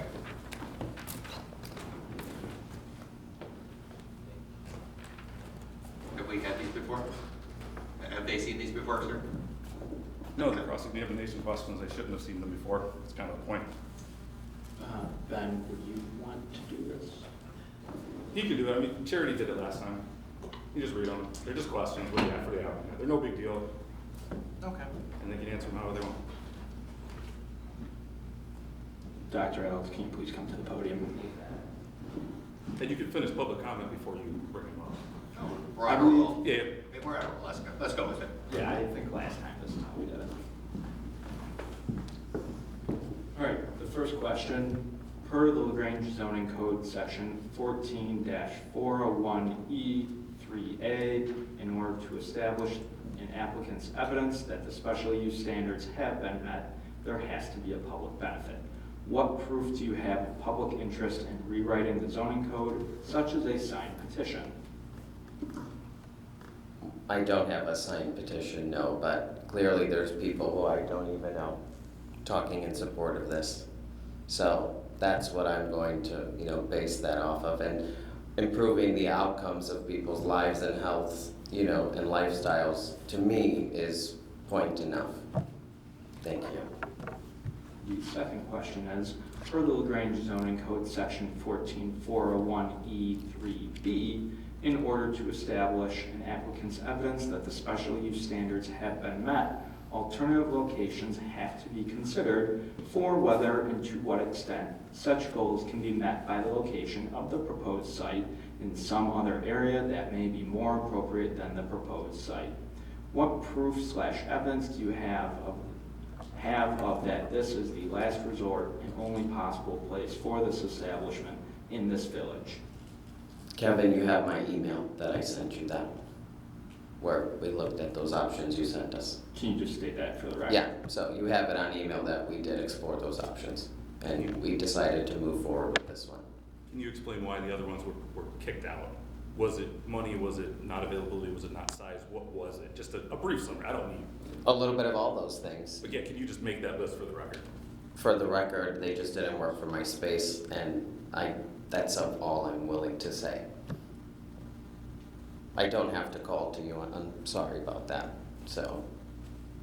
And the third question is, historically, business owners in the central business district in LaGrange have struggled with parking limitations for their customers. How do you plan to approach the issue? How do I plan to approach the issue? LaGrange is a very walkable town. I don't know if you guys have ever been outside of this town, but everybody loves LaGrange who doesn't even live here, right? People are gonna come here, people are gonna flock. It's a happening town, so it's not my responsibility to figure out the parking. You wanna come here, you'll be here, you'll find parking, you'll, go around the block, you'll figure it out. But, it's a happening town. People are gonna be here, you know what I mean? And that's what we need for business, right? The town needs revenue. Thank you. That was all the questions. Okay, thank you. Thank you. Any other public comment? Okay, if none. Commissioners, general thoughts at this point? More questions? I'm struggling with the concept of facility that we've heard and talked about being interesting, desirable, and useful in other locations, so forth. But we're dealing with a specific location to put in a text amendment whereas it goes back to the question I asked earlier, where else could this be without the need of a text amendment or a special use permit? And that's my concern about dealing with a text amendment which may have other consequences, which I really can't totally tax plan. I'd like to find a solution, but at the moment I don't see one. So in general, it's the writing of the text amendment, is one particular case that concerns you? I'm sort of against the text amendment at this point because I don't know what else it would do. For specific, if it facilitates a specific location and a specific use, but the way it has to be written is, in my mind, perhaps too broad. I'd like to find either incredibly specific or resolved text amendment, or find another space to put this place and still get the benefit of it in the Grange. Okay, thank you. Some of the legal end of the table who have been looking at this? I don't know how legal this is, but I guess I find it, as I understand what's planned for this space, to fall squarely within what I think the strategic plan was, that the whole planning process we just went through is trying to foster. It's a nutrition, wellness, health, lifestyle, pedestrian focused, retail focused. Majority of the revenue reportedly will be from retail, and I think that's the primary purpose of like the core retail space or the core commercial. And so, I was just trying to think of the last place to come into a space in downtown LaGrange that had any meaningful retail. I can't think of what it was. I think it's a lot of these like workout facilities that have some ostensible retail component, and we all know that that's not really driving any retail foot traffic. And then it also, this comes on the heels or the tail of, that Nixon's discussion for that building, and that got bounced because it wasn't going to have enough retail. Now it's just sitting empty, and it would have theoretically been generating some retail had that been allowed. So otherwise I think we're just stuck waiting for, more ice cream, restaurant, workout. Is that really what we want? And are we going to make, I know we're planning on doing like a comprehensive code rewrite, but is everybody supposed to wait for that to get done? And who knows how long that's going to take? That seems like a major endeavor. And I think where we're at, retail is online, and this is a thing that can't be online, and it's got like a nutrition, wellness kind of support aspect to it. But a lot of the upfront retail could be online, but I think it's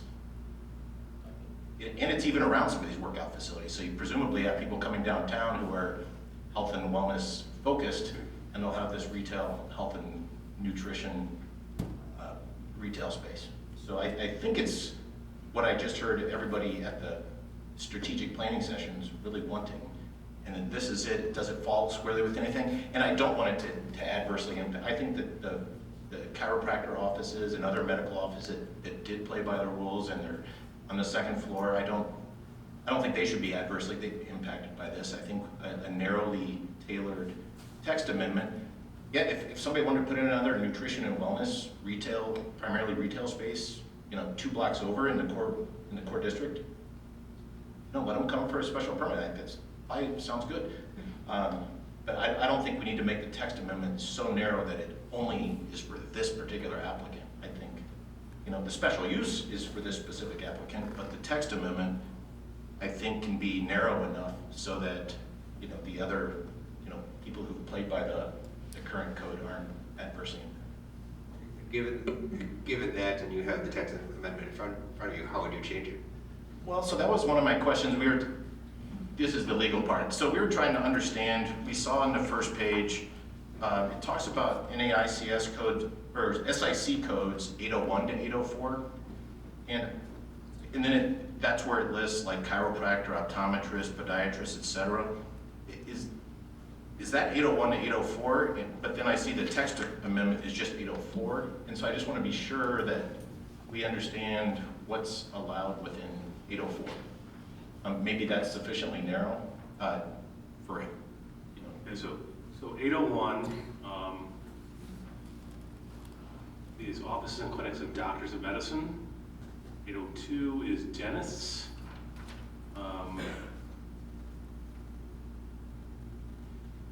803, offices and clinics of doctors of osteopathy, classified under health services. And then 804 is what I mentioned earlier, which is the more the catch-all, the chiropractors, clinics of podiatrists, clinics of optometrists, and office and clinics of health practitioners not elsewhere classified. So just listening to everything, I hear like there's a clear distinction between what is proposed to be done versus, you know, requiring a chiropractic license, an osteopathic license. It sounds like those things aren't needed to operate as planned. And so that those require like a higher medical license and degree, whereas I think this use does not.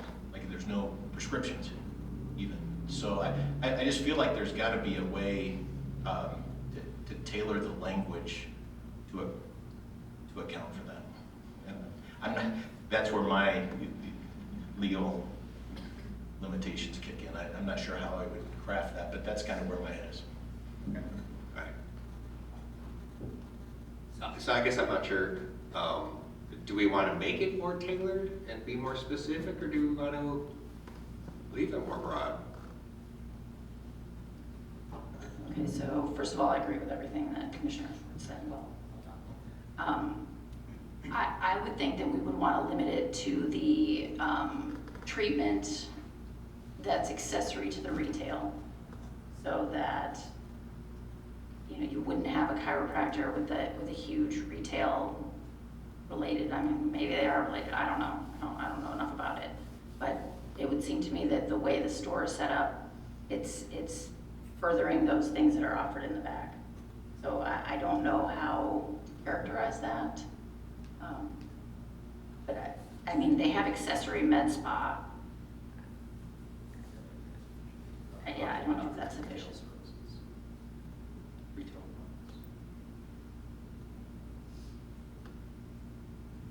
So I guess just conceptualizing, I mean, it's possible, yes. I want to think about the language, because I also don't want to put on staff a situation where they're trying to interpret what's a complementary product. So, going back to the products, that were on the board, it talked about like an olive oil.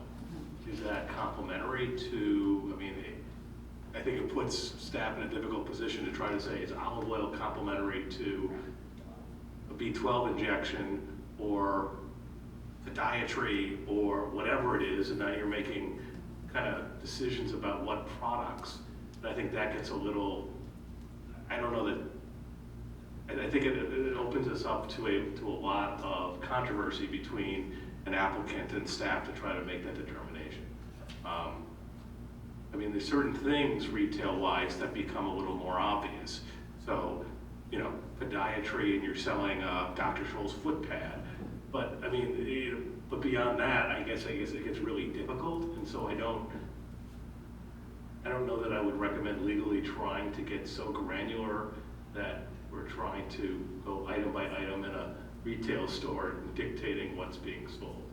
I think that's an impossible mission, and difficult also for an applicant, to be able to modify their business as the market changes. Are they getting clearance from the village, or is it a complementary product or not? If that makes sense. No, that makes perfect sense, and I agree. So the terminology accessory med spa, I mean, med spa isn't defined anywhere in the code, right? I'm assuming. It is not. Okay, so that's.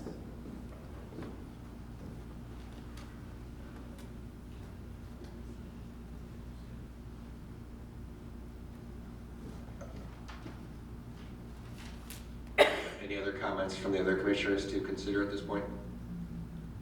I would just say that, I agree that, I was in the meetings, the comprehensive plan meetings, and we specifically discussed, on my block, there's the prevalence of Amazon trucks up and down the street, and, you know, things change, and you know, to adapt, you know, that's something we should be thinking about.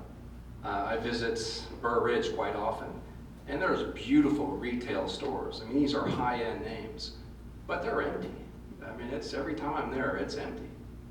So I think, you know, we gotta think about the future of LaGrange. You know, we can't rely on that. So this is something where, you know, 81% is retail, and yeah, it's different, but you know, this is something that, you know, a lot of people are very interested in. So for those reasons, and as you pointed out, Professor Schwartz, it deserves our time. The easy thing to say is, nah, you know, this doesn't fit, and let's just move on. But I'd like to see a way that we figure this out, and then protect, you know, a very good business down the street. But do you see us figuring that out tonight? Try. You would? Okay. I'm concerned. I'm concerned about defining it to a point that we would all agree upon. I do think an important component is retail. So that's addressed somewhat by depth and things, but I don't know, like a majority of the space retail, because again, to me that's an important component of this, is that it's a majority retail. In the way it's drafted, I think not less than 25 feet as maybe. I mean that.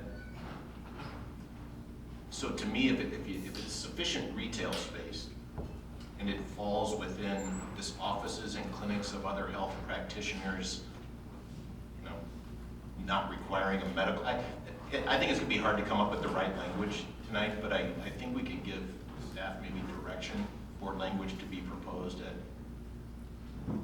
you know, at the next order to be worked on between now and the next meeting. So, is your question then, when you say majority, so we basically say here that it's the width, that the retail has to be the width of the storefront, must be exclusively dedicated to retail to a depth within the store of not less than an average of 25 feet. So let's just say it's a 200-foot, you know, depth store, then only that front small portion would have to be retail. Are you saying that you would want to see an additional restriction that says you'd have to meet that plus a majority of the space would have to be reserved for retail? That's a thought I had. I mean, it seems like that's been an important part of the presentation and an important part of, I think, what we've considered. And I think it's reasonable. Again, it's a first floor order, you know, and I think that's what the plan, comprehensive plan.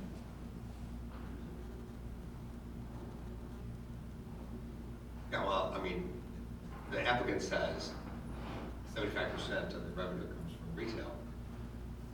You know, I think that's the core of the business, basically. Yeah. I would think that helps define, I don't know how you limit it, but it helps define what you want, and that's what the village wants. Right.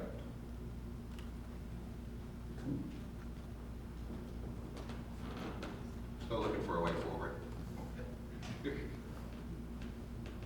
I'll just add that I think we all agree that on the core principles of moving forward and adapting to the world around us. I think my concern is setting the precedent for the future, and also protecting our existing businesses that have been good partners for years, for nearly a decade, and making sure that we handle this in a way that's respectful to thriving businesses and keeps LaGrange, as described earlier, as a place people want to come to. There's no discrepancy. We're all on the same page on that one.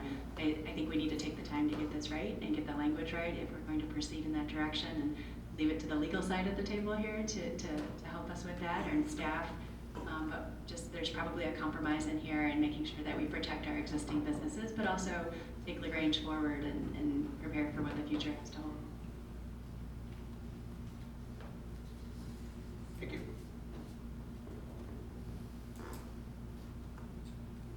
You guys feel like you can put something together? Would you like to take a break?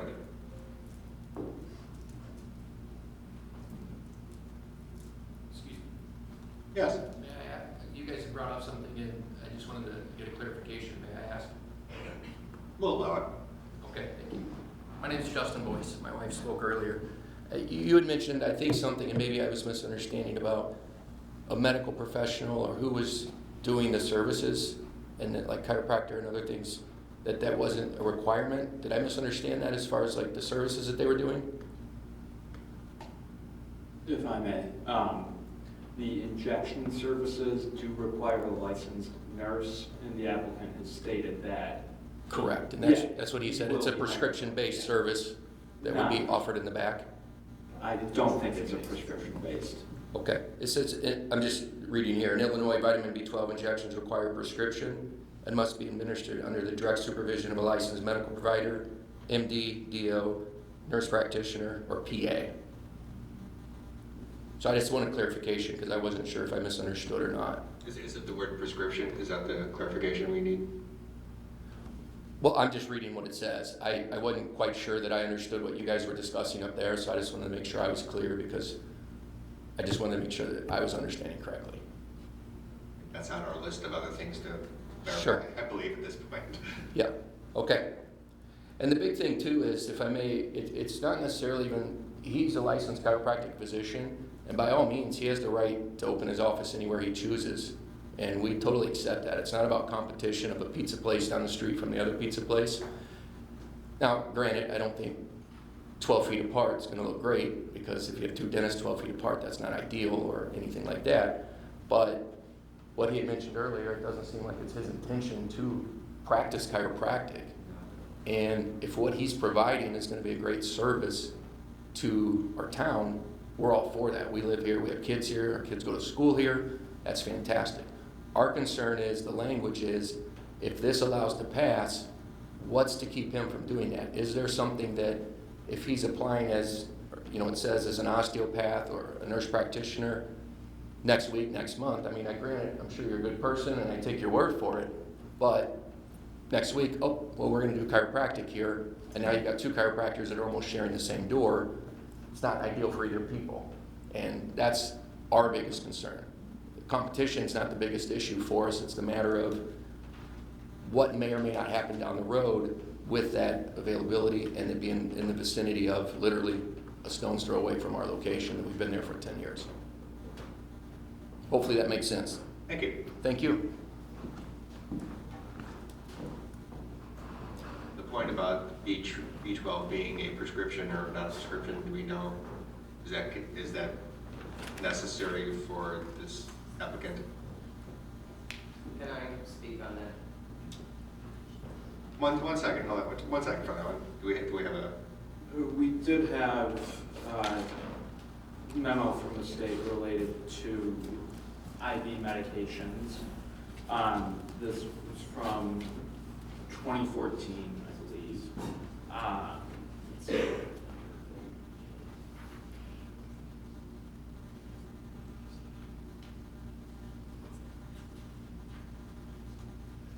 So it does say that applying reference principles to the LPN, which is an abbreviation for licensed, I believe it doesn't say, but I believe it's a licensed practicing nurse who possesses the proper education, training, and experience may in fact administer antibiotic medications through a peripheral IV line via IV piggyback for a continuous infusion of fluids with or without medications through a peripheral IV access device.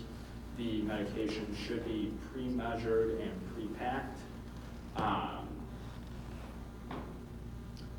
In our research, we did not find anything about prescription.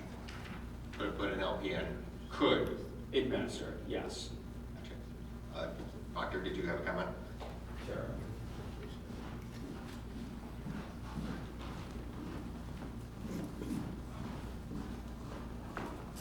So, to Kevin's point, why there will be like hired medical staff for that little wellness space, you can't just go get like a B12 shot, for example, like right at the grocery store. It has to be from a licensed medical provider, right? But you don't need I could walk in tomorrow and go get a B12 shot without even a health screening if I so wished. Does that make sense? You would just have to have it administered by a licensed provider. I think what person in the alley there was asking, are you administering prescriptive drugs or not? No. So is B12 not a prescriptive drug? I'm not aware. I don't know the answer to that either. Yes, sir. No, and the thing was, I think what I was understanding correctly, I think you had mentioned that somebody had said that if the retail was related to something that didn't need a licensed physician or something like that, that's what I was talking about. In order to get a B12, there has to be a licensed physician on staff. That's what I was getting at, so maybe I misspoke or was incorrect with that. But I guess the point of clarification, is it a physician or nurse or? It could be either. it could be either or, but it's a licensed practicing nurse, which is a professional. LPN, all right. Yeah. That's what I was more focused on. Yeah, but importantly, product to product, I mean, there may be different rules. So any ordinance we draft for the special use would require the applicant to comply with all requirements of law. And so it would be, if we found out that there was administering something in violation of state or federal law because of a licensure issue, prescription issue, you name it, it would be a violation of special use. And that would be true, and I guess from a licensure perspective, in any type of licensed practice, any profession in this village that requires, special use, again, there would be the requirement that, whatever it may be, they would have to comply. So, I don't know, product to product, if we're the best ones to start opining on what may or may not be required, but the expectations of the law.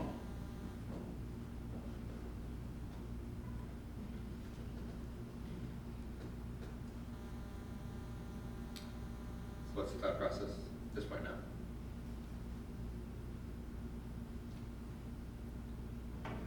I think we're just trying to come up with a solution that, not a doctor's office, something less than a doctor's office that's majority retail. I mean, that's. So does SIP code 804 though take care of that?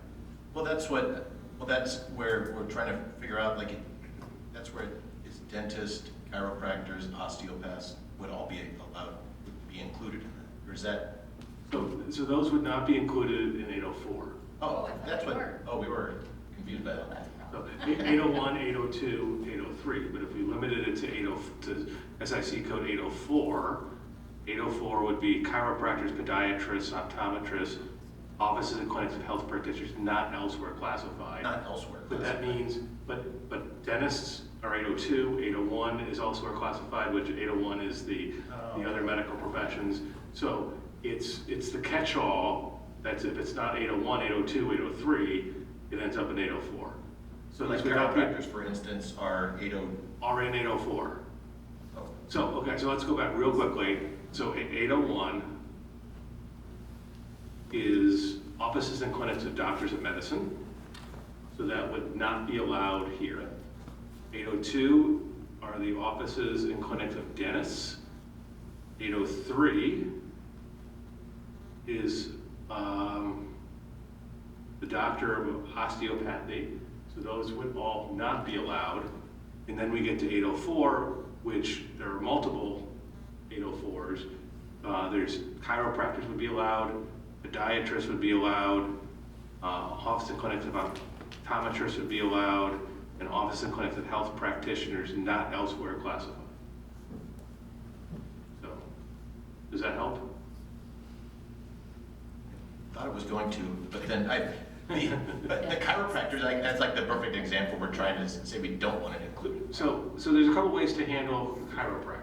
So one, if you wanted in a text amendment, again, you're applying this to the entire district, not at this one spot, you could say you want 804 except chiropractors. Okay, so that's one way to do it. The second is if you could leave the text amendment as is, and then in the special use, the applicant has volunteered to put a condition that you will not practice chiropractic on the site. And you could choose to put a condition in the special use ordinance, if that was your desire.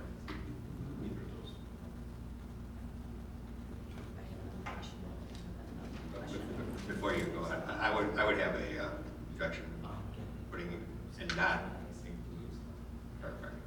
I mean, that just, in a text amendment to say, right, correct, someone that's not special use. Yeah, that's a terrible, terrible idea. Special use.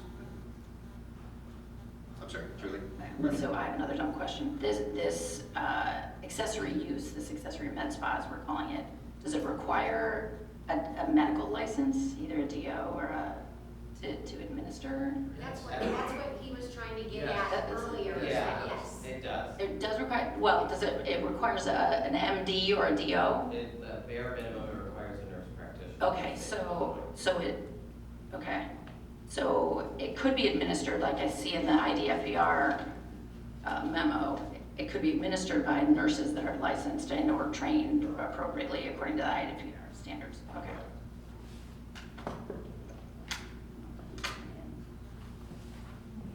Could say other health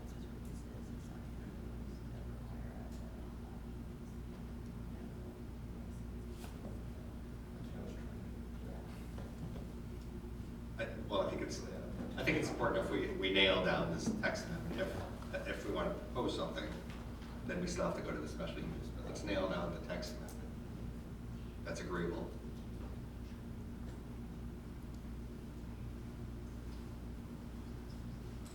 For the rest of us over here not working on that, if you can please look at the special use permit part, see the conditions there, and see whatever else you may want to interject to that. I think we're looking at page 17. And for the audience, just to summarize, we're struggling with the legal terms on the text amendment. There seems to be some willingness to have this business in LaGrange, but we want to make sure that the wording is correct.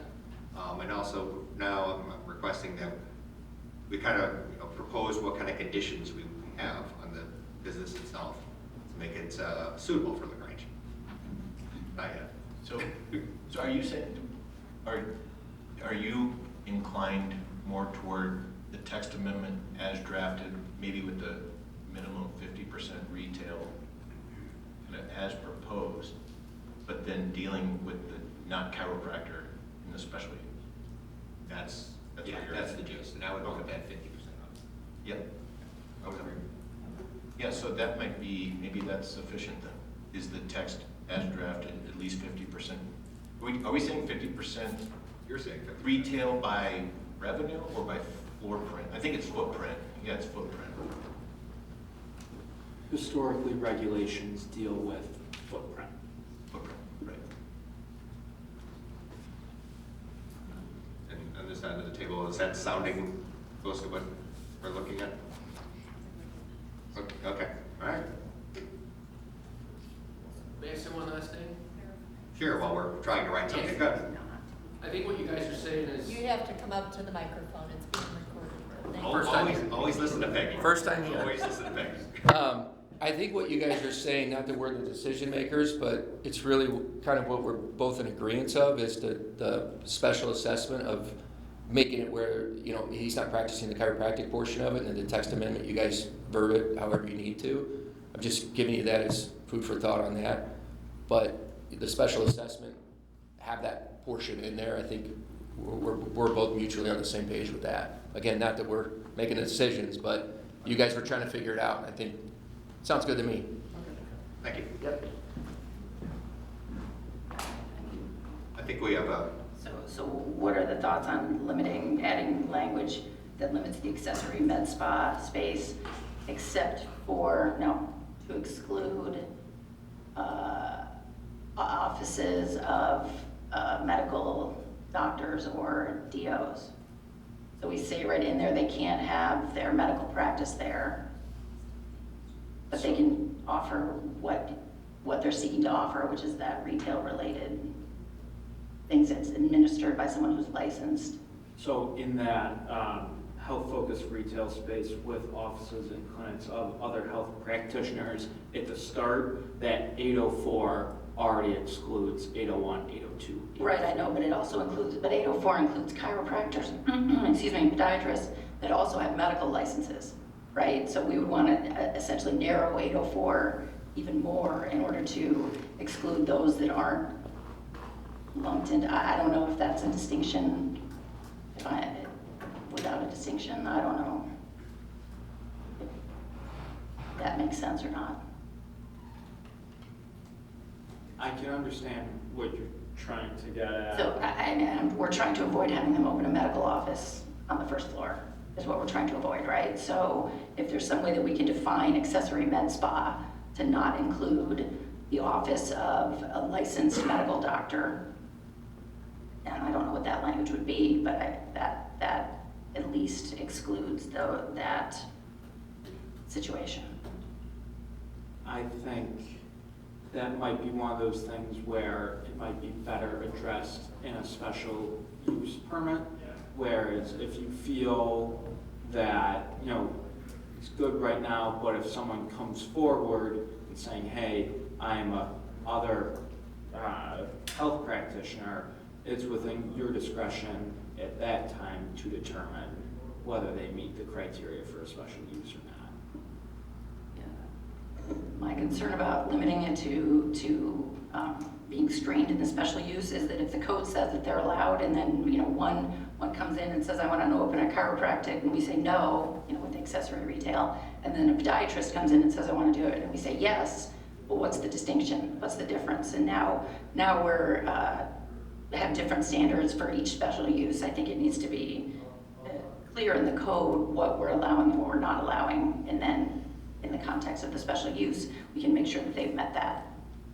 So, well, I think, you know, the special use is a good tool to make sure that we're getting the type of business that we want in there. I think we need to be, Maybe it's sufficient just to exclude chiropractors, optometrists, and podiatrists, because everything else is already excluded. So if I'm following, and I just, is really the issue is so we have these categories that are allowed under SIC code 804, and there's 4 of them. And really there's 1 you're okay with, but 3 you are not. So there's sub numbers, right? So 804, what I didn't give you is there's 804-9, which is the office and clinics of health practitioners not elsewhere classified. So you could do 804-9, but not have 804-1, 804-2, or 804-3, with eliminating chiropractors, podiatrists, and optometrists. That's what you prefer. I would go for that. Yeah. So you're just allowing one, but not rejecting the other. So you only look at the piece of 804, not all of 804. Yeah.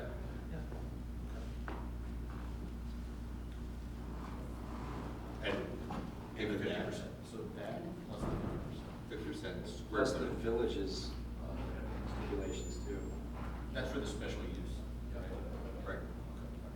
So this end, why don't you read your text amendment now, so that, come on, we've got to hear it. Okay. The whole thing. So what I think it'll read, if I may, and I don't want to put words in your mouth because you created this, so tell me if I'm wrong on any of it, but health-focused retail space with office and clinics, other health practitioners, SIC code 804, it'll read 804-9. Subject to the following conditions. The full width of the storefront must be devoted exclusively to retail sales, with depth within the store of not less than an average of 25 feet as measured from the storefront windows. B, the use must not be located within 600 feet of any other health-focused retail space with accessory med spa running on the same street. And C, and this is the new part, that the space devoted exclusively to retail sales must be at least 50% of this total square footage of the space. Okay. I like that. Glenn? Thoughts? Clarification, is this going to apply to C1 CR or C1?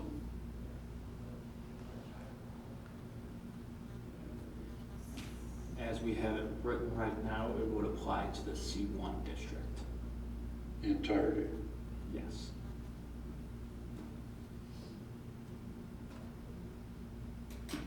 I can see, as I said before, the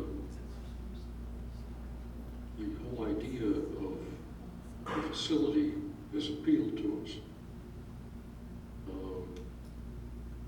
We're working very hard to try and describe things to meet a specific condition in a text amendment, which is somewhat contrary to a text amendment broadly. And that's what makes me uncomfortable. But it just being this linked to the whole C1, is that a concern? No, the whole concept of having to impose this and deal with why chiropractors is there are places outside of C1, CR, and outside of C1 that you can do this. We had a similar situation. If we don't figure out the answer, perhaps we should rephrase the question. Are we trying to force this facility and the text amendment to agree? What's the variable? The variable is where this facility goes. And I just would like to feel more comfortable in finding the absolute need for the special use in response to a text amendment. It seems somewhat forced in terms of the options to do it. It'd be great to have the facility here, but we wouldn't have any problem somewhere else. In fact, they wouldn't even be here outside of C1. I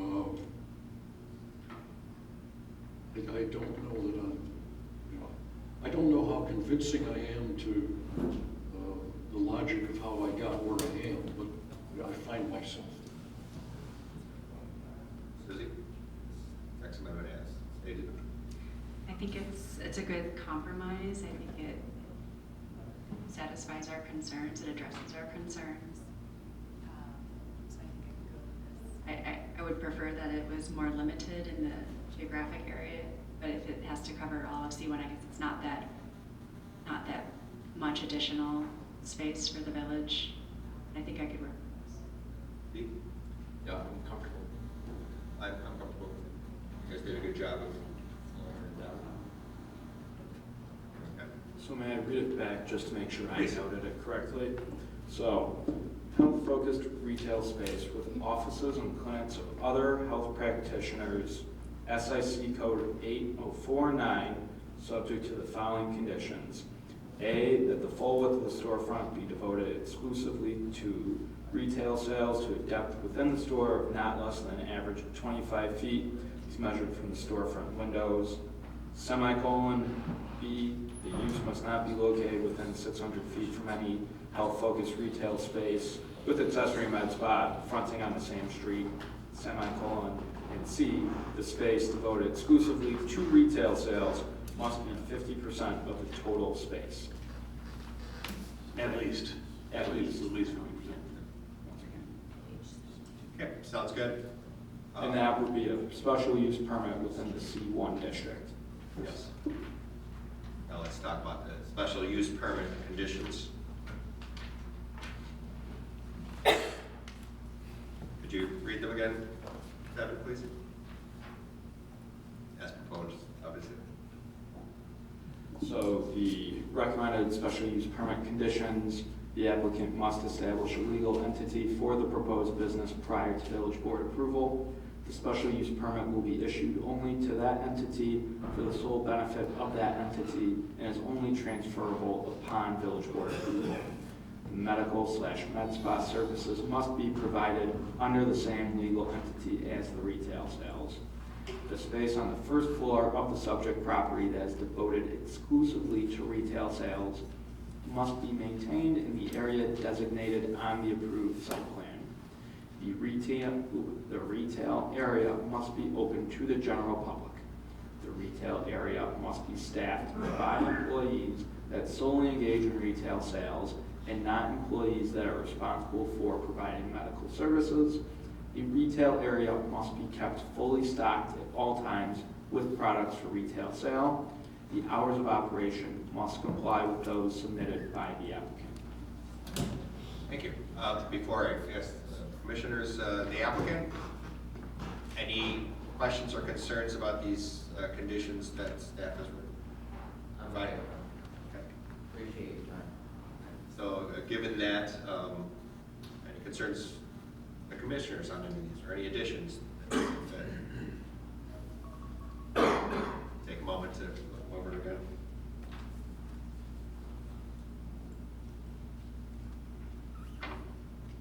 And I would just like to read out that the proposed business hours, for those of us who haven't read the staff report, are 9 a.m. to 7 p.m. Monday through Friday.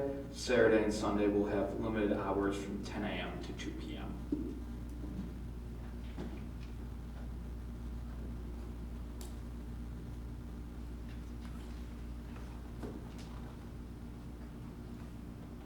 Those conditions sound reasonable and desirable to me. I don't know if we have a position.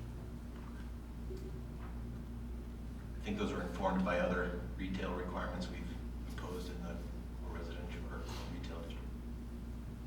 I would agree.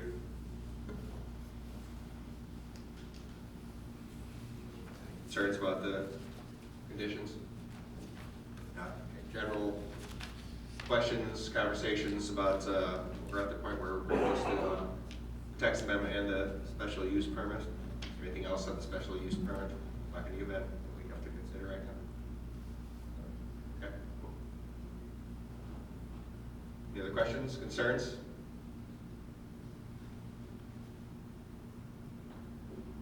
Are we at that point that ready to make a motion and take a vote? Sure, I'll make a motion to approve the text amendment as most recently read by. And? Oh, wait, does it get paired in with the special use? I would do 2 votes. Okay, 2 votes. All right. I'll second that motion.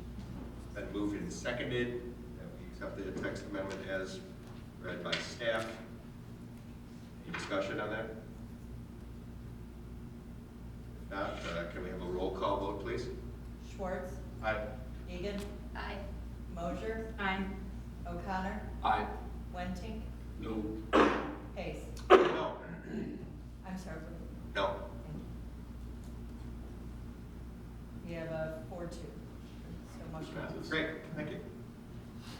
And for the special use permit, anyone brave enough to offer up a motion on the 7 conditions, or if anyone wants to add a condition last second. Is there a motion to accept the special use permit as read by staff?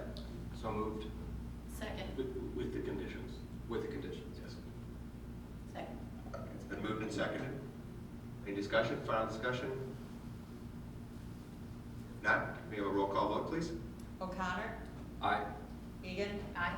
Mosher, Aye. Schwartz, Aye. Wenting, No. Pace. No. Motion passed. Okay, great. Okay, excellent. Thank you very much. So this is passed. I guess you need to work with staff at the final movement to go ahead with the business. It has to go to the board also. And the next, it'll be presented at the board when now? Well, it's depend on the ability to meet the conditions such as the legal entity, so I'll talk with you tomorrow. You got it. Okay. I'm sure you're in a hurry, so I'm sure you'll be calling them. Wonderful. Okay, so now we covered the 3 cases. Is there any general discussion amongst the commissioners? Is there any public comments? My name is Marion Hannah Wilson. I'm a Grange resident. I attended the village board meeting last night and I heard Jonathan Robinson express his concerns about the fees he's being charged to move his case forward. I was especially concerned to hear that he was being charged $1,000 for the village attorney to attend a plan commission meeting and additional fees to prepare meeting minutes. I'd be interested in hearing where the fee structure is spelled out in the zoning code and the rationale for charging these types of fees. I do admire the village's due diligence in financial matters, but I don't think that means that we should be charging excessive fees. Thank you. Thank you. Lauren Swindle. I didn't expect to be here so long, so excuse me. Could you please videotape this on the YouTube channel so residents like myself who are supposed to be working right now and cleaning house can listen? Deeply care. It's just going to these meetings, it's a lot. And you have camera right there, YouTube channel. I think in the last meeting, we did address that, and we're moving towards that. Fantastic. Mr. Robinson has actually got a video going right there, I believe. Yeah. Is it going to be on the village YouTube channel? I think he's doing this of his own volition. Well, I guess my question is, when he's not here, is it going to be on the YouTube channel? Well, that's, the That's staff is going working through? for that. They're working for that. We're not there yet. That's fantastic. We hope so. Good, because people care. We just can't read minds, and we don't have the time to be here. So thank you. Okay, thank you. Any other comments?